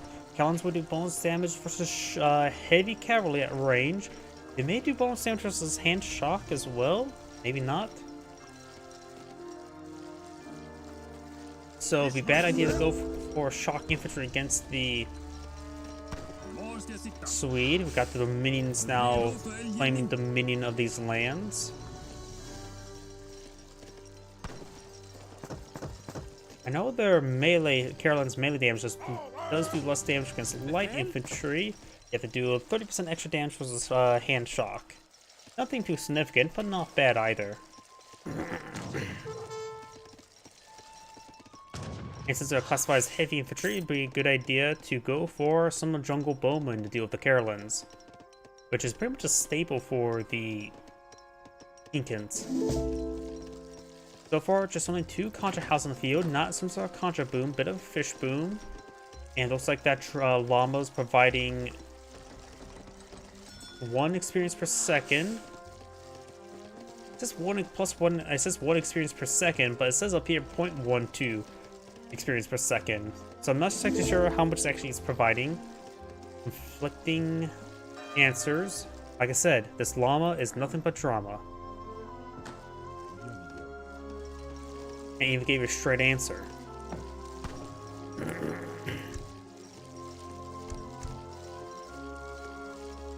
Looks like the Incan player can now age up, and he is aging up to the messenger. The message is attack. Another Contra House there. And he has to have some more villagers here onto the community plaza. Currently 7 villagers are at the community plaza, giving a decent experience rate income.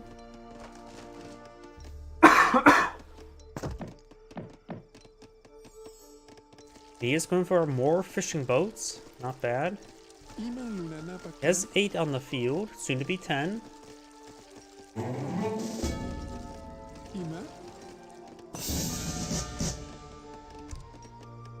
Now it's going for the Machu Picchu, and now it's tasked the llama to provide wood.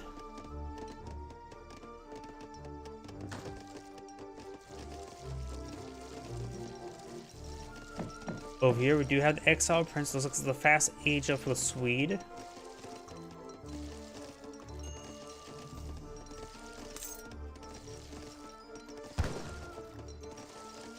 You may want to collect it from the gold mine before it starts collecting the silver mine, since it has a large deposit there. The Torps can maintain their gold collection. Doesn't have Eisenberg Ironworks just yet, and he's going for his own castle, so both players are going for their defensive structures.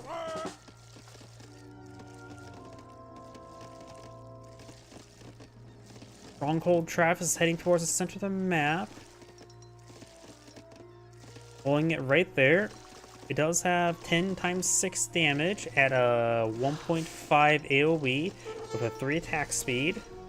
I'm pretty sure the force have like a 6 attack speed, right? I guess we're going to do a side-by-side comparison relatively soon.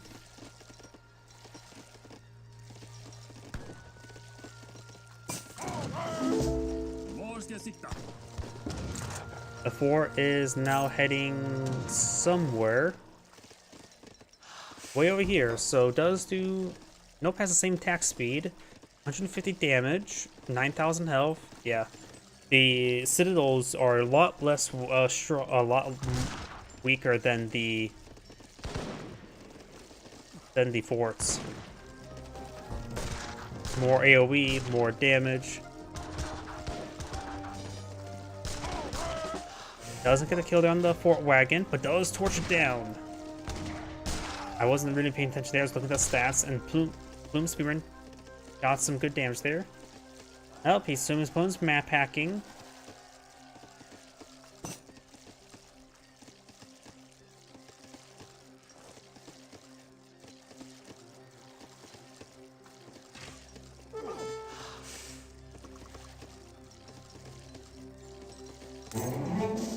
You now have the veteran Carolines being researched, as well as the Lion Grenadiers. Will give him 1, allows his Grenadiers to be deployed out like barracks, and also give him 5 Grenadiers.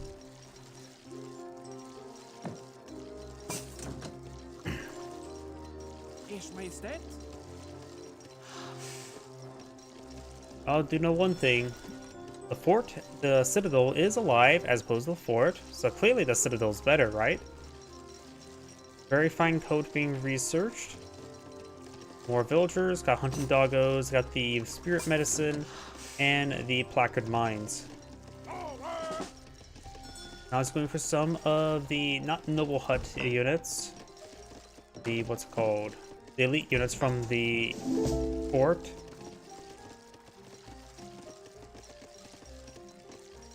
And right now, the Inky player does have 49 village or civilian population versus opponent's 30 villagers. He does currently have 10 fishing boats, so he's doing a good job on even villager production.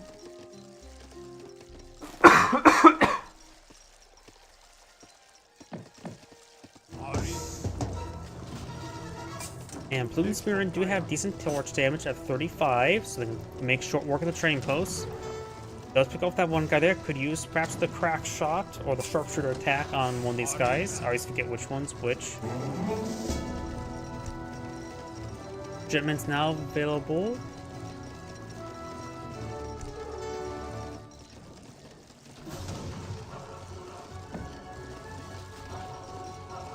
Got a good number of Grenadiers. Grenadiers do offer 49 siege damage. And he may have the grenade launcher research. No, he does not yet. We do now have another citadel now being put out by the war chief.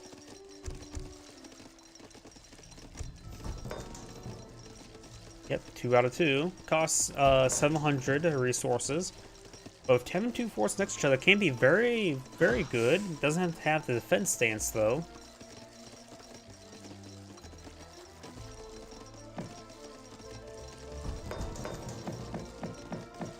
Jungle Bowmen being put on the field. Grenadiers are classified as heavy infantry, but they do have 50% range resist, so they can resist the bonus damage of the light infantry of his opponents. We also have a Chinka Raft being put out here. Sea Song Raft fire multiple projectiles. I don't know if it can traverse right there. Jungle Bowman getting to the back line. Garrisoning up the fort does increase its damage output, which will greatly help it out. It does do on the back line. Carolyn starting to push forward, does get out. The Elite Hurl costs are basically an Albus gun variant.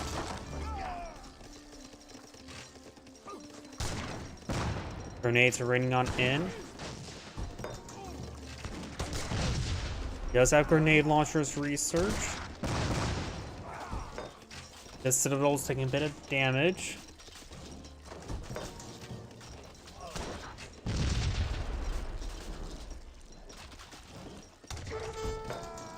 So I'm gonna garrison the citadel there so it gets more fire support. And right now it greatly increases damage, doing 34 times 6 with a bit of AoE, annihilating groups of Carolins. There's more Jungle Bowmen there. They draw a bit of fire, giving a bit more durability to the citadel. Of course, the AoE effect is a little bit less effective, so it just pops on out. The Kirei can help out with a little bit of fire support against these veteran Grenadiers.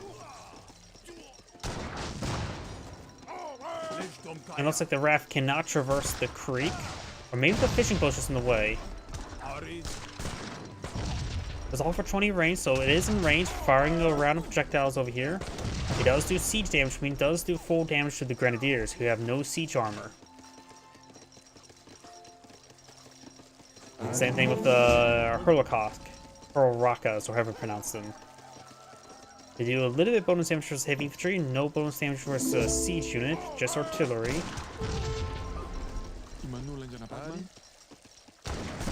Now I've got a number of Chimi runners, which are shock infantry, perfect against the Grenadiers.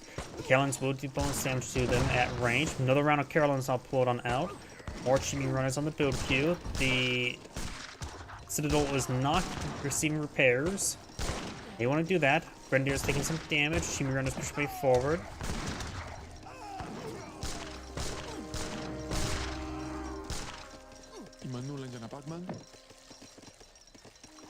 You now got the Hurlrakana, however you pronounce that. And he is going for some hunts right here. Citadel now being repaired on up. More Grenadiers now being deployed on out by the Swede. And got some Shimi runners here hitting some of these villagers. Befehl?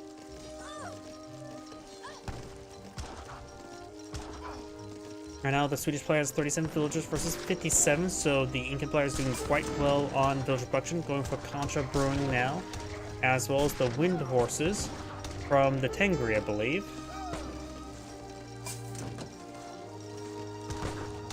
Wind Horses provides mounted units and pets move faster and attacks faster, should affect the Chibi runners and the local and these doggos. And the villagers did get hit there. Grenades are ringing on, getting some decent AoE damage on the light infantry. Let's see. Cavalry hand attack rate of no, that increases rate of attack speed, not movement speed. And it says cavalry, but I don't see anything that says shock infantry. The Chimi runners may not be affected by it. But you can always go for better wolves. Another citadel now being pulled on the field. Do we see any Chimi runners on the field? Nope.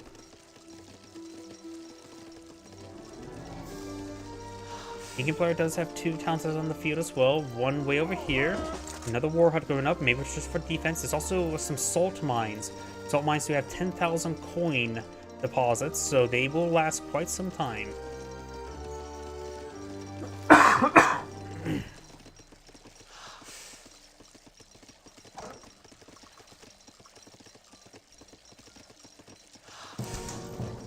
Going for another Chincha raft. He does have his fishing boat there, so maybe it is a caravel variant. So he can be used to collect up food himself, as he's not doing that with him. More grenadiers being blown out. And there's some Chimi runners. We'll take a look at them. If they have increased attack speed. Oh, there they are. And no, they do not get increased attack speed as theorized. It only affects cavalry.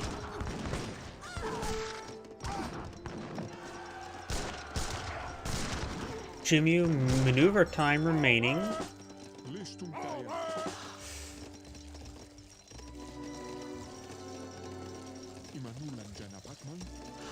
Melee infantry combat now being researched.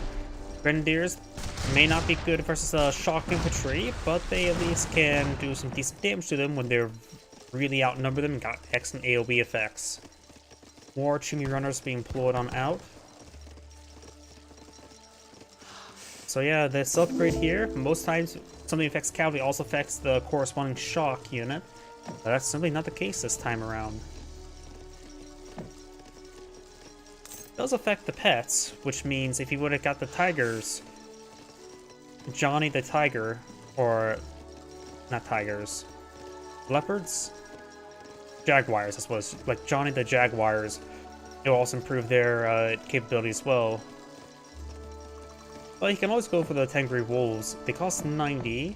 And wolves and pets are not half bad, honestly.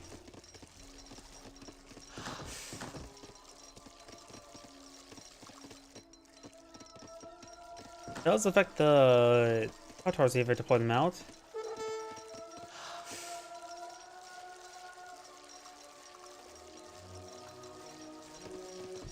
Quite a bit of fishing economy right now. Oh, there's some Chimi runners here. Can grenade. Grenades are effective versus mass infantry, even if they do less damage to shock.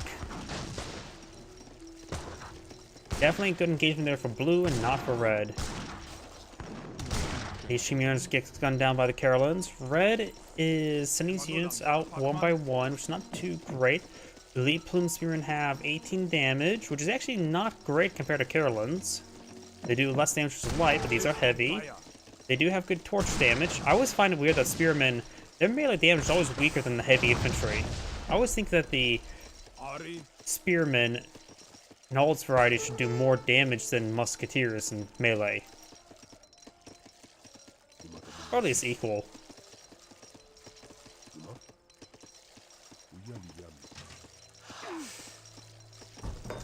Has, of course, the two citadels here, going for more Chimi runners on this one.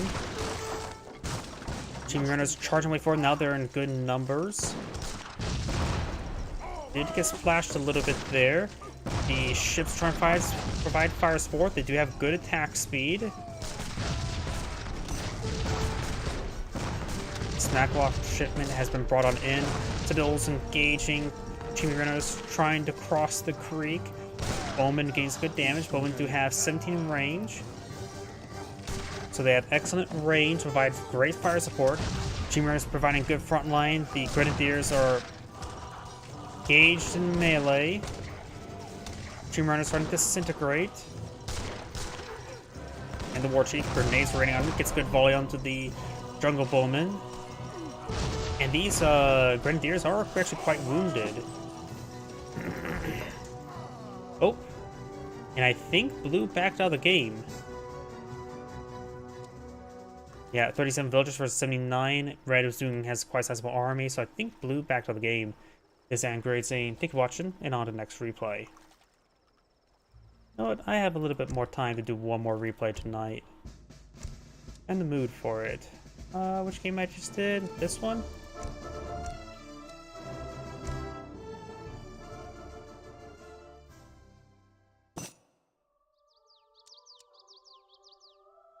That is way too sensitive.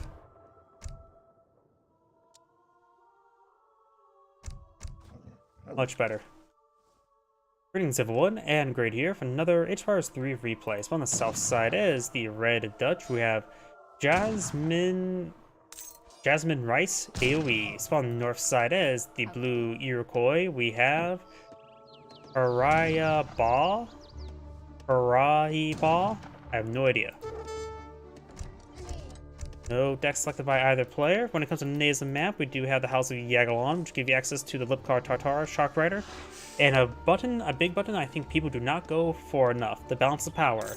Because so many times I see somebody backs out the game when they have like 4,001 resource, when they have access to this button and then equalize the resources. And over here, we've got the House of Vaza, giving you access to the Royal Archivist and to the Winged Hussar. And some Dwarfs. Red will be killing off some local doggos and steal their Quicksilver.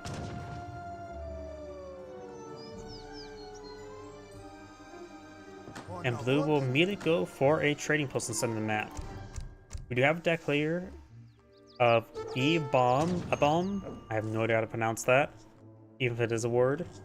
We got Merchants, Bank of Amsterdam, Bank of Rotterdam, Town Militia, Advanced Market. Market Rickshaw as well. It says Market Rickshaw, not Market Wagon or anything like that. It says Market Rickshaw. Ships 1 Market Rickshaw. Better Resource Exchange. Dutch East India Company. Villagers, Wood, Pikemen, Infantry Attack, Team Infantry Hit Points, Hussars. Church Research, Wood, Skirmishers, Infantry Combat, Hussars, Routier, Cavalry Combat, Fort, Higher Bosniaks, Heavy Cannon, Tulip Speculation, Factory. He immediately goes for the Dutch East India Trading Company, making his banks cheaper. And for the Iroquois, we have Villagers, High Chief, Exotic Hardwoods, Villagers, Wood, All Resources, Annas, Tomahawks, War Hut Warrior Attack, War Hut Warrior Hit Points, Conservative Tactics, Canyon Horsemen, All Resources, Forest Prowlers, Tomahawks, War Hut Warrior Combat, Musket Riders, Canyon Horsemen, more Canyon Horsemen, Cavalry Hit Points, Renegade French, All Resources, and the Light Cannon times 4. Okay. Oh, looks like Blue found a dog. Paco, the doggo. That's not a good engagement. They've got a good number of pikemen and halberdier. He should be fine. He's quite wounded though. Does pitch a shot in there. Wounded. Now the guy's going to be charging way forward. He's going to try to steal their Ancient Scripture of Nahalana. Worth 100 experience. And they're sort of dancing around quite a bit. These guys are actually quite fast. 7 movement speed.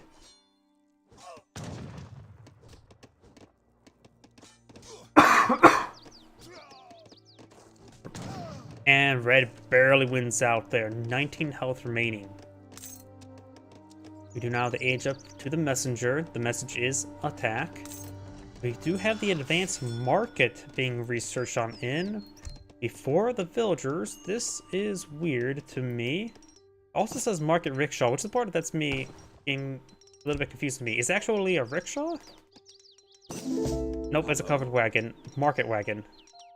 So that delivers one market rickshaw is slightly incorrect. Oh, that built pretty quickly. Either way, does get a free market from that. I don't know if that's a good card to have. It is an advanced market, of course.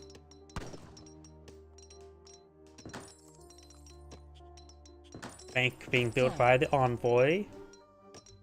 We also got a gunman here. Envoys are not classified as villagers, if I remember correctly. Oh, he also has some villagers help him out with that. So in theory, he should do full damage to the envoy of the gunman. So maybe a good idea to have the gunman try to gun down the envoy. The gunman does get sniped there. Paco, the doggo, kills off the explorer. He's a good boy. Paco does do 75% less damage to villagers. Wait. Great coat? And town militia. What is going on? Shining horseman not being employed on out. We do have an outpost here. Oh wait, he has not aged up. Like, at first I thought, no, he did age up, but no. The Dutch player is not aged up. He has gone for the good coat. His opponent does not have the card Town Destroyer, so can't do have her. That's one of the few times it's been really, really good. We got some tomahawks being brought in. Got a house here. More tomahawks being brought on in. Town Center had 18 villagers inside. He should perhaps only keep 10 in there. Send the other 9 villagers over there. Having villagers shoot their gun like that's not very useful. They have 3 damage.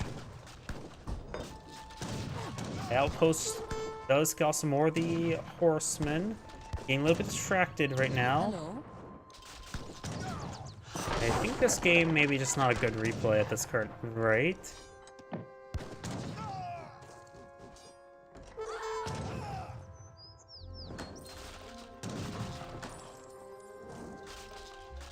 Ik voel me nu wat sterker.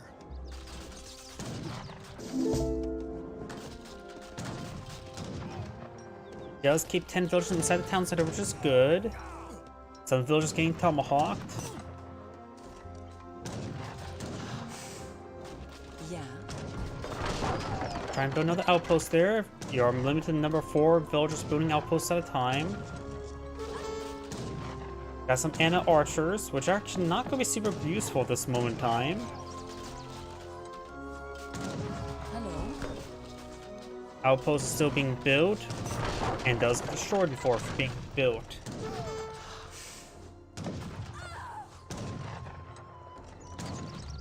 Yeah, I'm gonna just fast forward. I think this game's not a good one.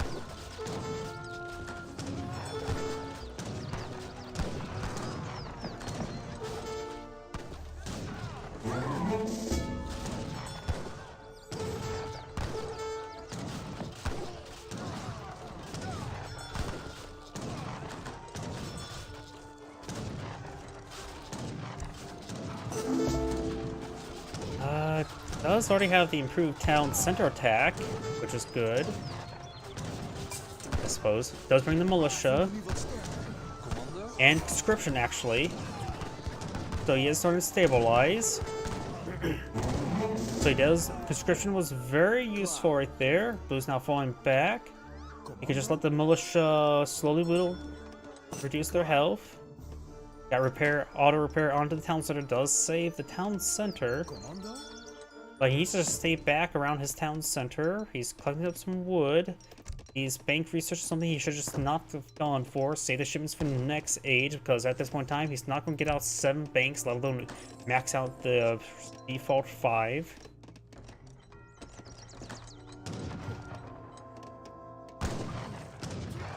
Ja.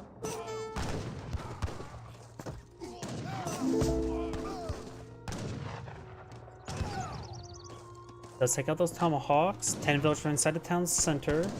It's 135 damage, makes it so it can will two-shot the tomahawks, no problem. So honestly, even the Ik ben gewond. base 90 damage would do that.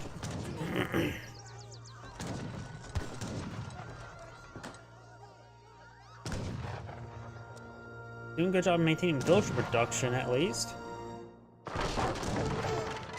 Outpost does get cancelled there.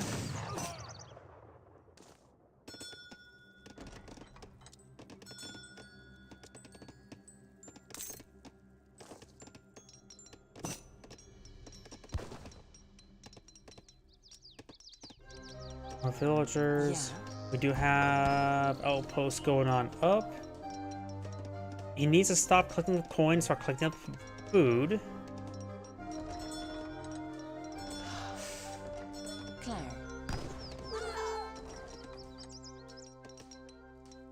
As at this point in time, he has plenty of coin income from the banks to maintain villager production. Pushing down some outlying housing. There's the outpost there.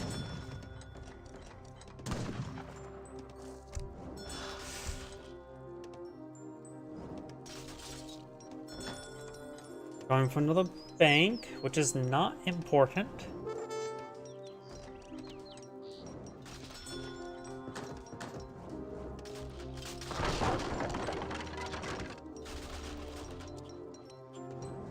The Iroquois player may need to go for some rams. Can you get rams in H3 or H2?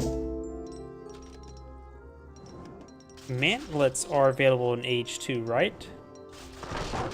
And they will be classified as siege units, and they will resist the town center fire and the outpost fire. Ik ben gewond. Another bank going on up. Red's Explorer does go down. Does go for a stagecoach now with one trade post. That's actually not really that useful. There's quite a bit of wood right now, probably from shipments. So we perhaps can go for some more trade posts. There's his Explorer, or War Chief for that. Awesome.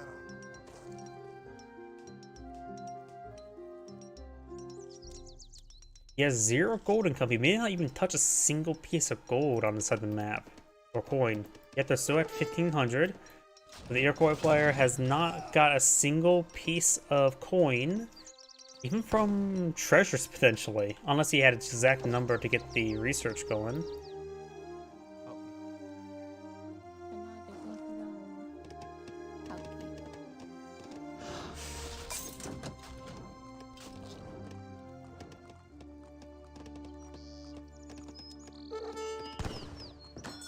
He does have the advanced market. I don't know how effective the advanced market is for buying resources. I assume not good.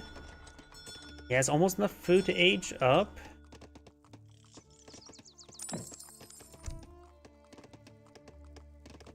The governor. Not sure what he should actually age up with. Or to. Maybe good idea for the Iroquois player to go for a trade monopoly victory if he's having trouble closing out winning the game. I mean, you can go to in any age. Can you go for a dark age? No, I actually don't know about that. Go for another trade post here. You can perhaps get this one auto building. Bring in a whole bunch of chests of coin, so he's finally getting some coin in.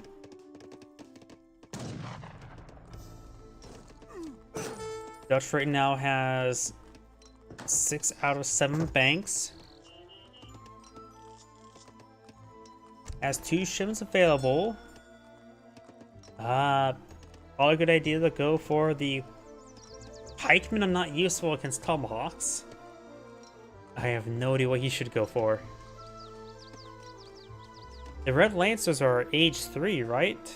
Even they will still be technically countered by the tomahawk's melee.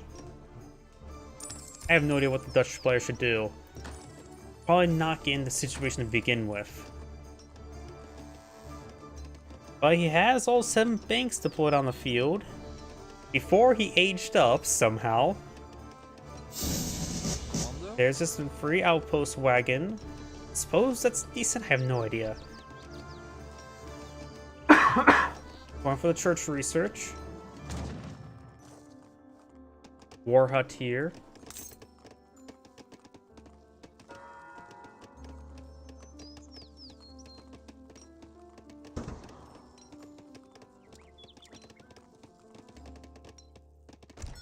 So there's another shipment available. If these are infantry attack and hit points, not cavalry. He can age up. So okay, we've got a fortress in right now, going for the Exile Prince. So now you can get the Red Lancers, as well as another shipment of something. Maybe we can either go for the fort? I have no idea. Maybe for the Bosniaks, mercenaries? Go along with the Red Lancers? Get for a big timing window of mercenaries? Is the Dutch player actually going to win this game? Who's going for the mill, which will give 1 food per second.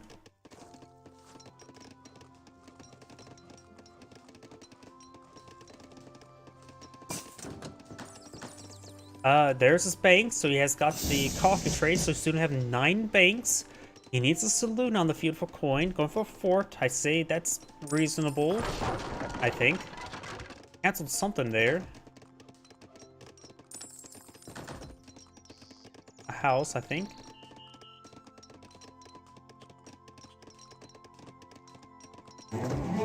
Shipment of wood. There's another shipment available. Skirmishers actually probably not half bad against all the tomahawks. Klar. Klar. This base is very tightly packed, that's for sure. But there's now a massive army there, so it'd be hard to pull out the fort. Wait, he canceled the fort.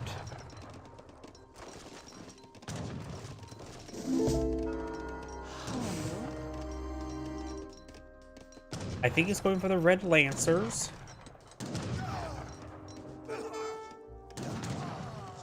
There's tomahawks and annas everywhere. Does not have frontier outposts. There's the Red Lancers. The banks have mass amounts of health, so they won't be able to be torched down quickly.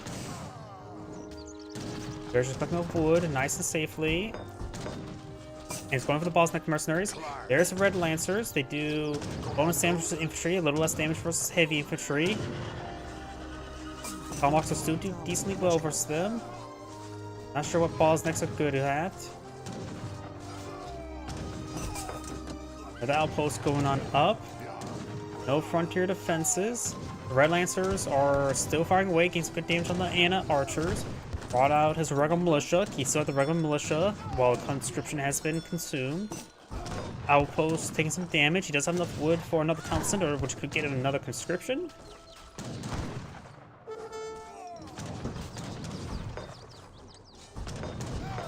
This outpost will get torched on down. This is getting really messy really quick. Here comes the Bosniaks. Bosniaks are more of an extreme version of the Red Lancer with a charge AoE attack and more damage. Less health, looks like. And they do have promotion capabilities, which can be very useful. He does lose 1 outposts.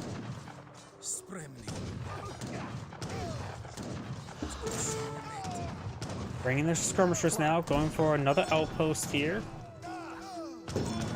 Red is starting to stabilize, does have a saloon. Should give him some more coin and potentially more mercenaries. He has plenty of coin for mercenaries. Maybe a good idea to go for a round of mercenaries. And the Bosniaks are all 6 of them still alive. You get shipment 6 and all 6 of them are alive. So maybe a good idea to go for a priest. Yes, he is going for a priest for healing. Sending out his heroic ones. They do have 51 siege damage, which is pretty good.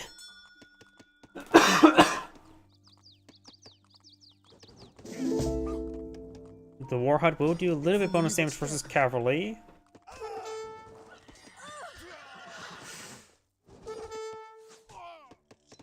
Nothing here.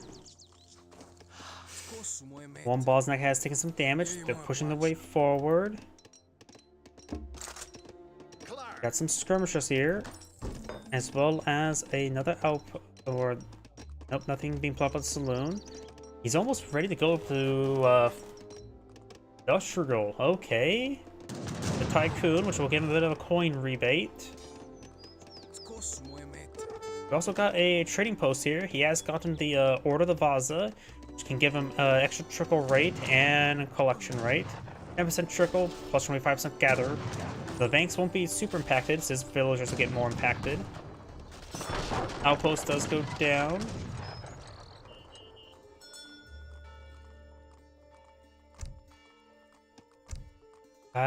He may go for the next round of Red Lancers from the church. He has this one here as well, but I'm pretty sure this button does not get improved by having both of them or cooldown faster.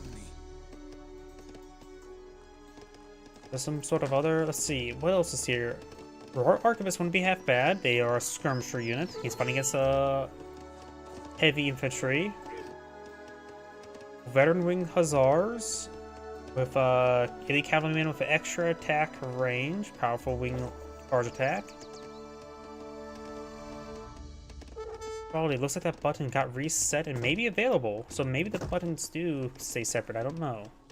You can get torps. Ship's number Wing Hussars improve their charge ability, enables them to strike from greater distance, inflicts more damage with it. Deliver 5 Winged Hussars. Mercantilism just got researched. That was the experience. And the Iroquois back to the game? You know, I have no idea. I think the Iroquois played back to the game, seeing as when we went to age 4. I guess he was falling behind. I am not sure. Either way, this and great saying, thank you for watching, and on to the next replay.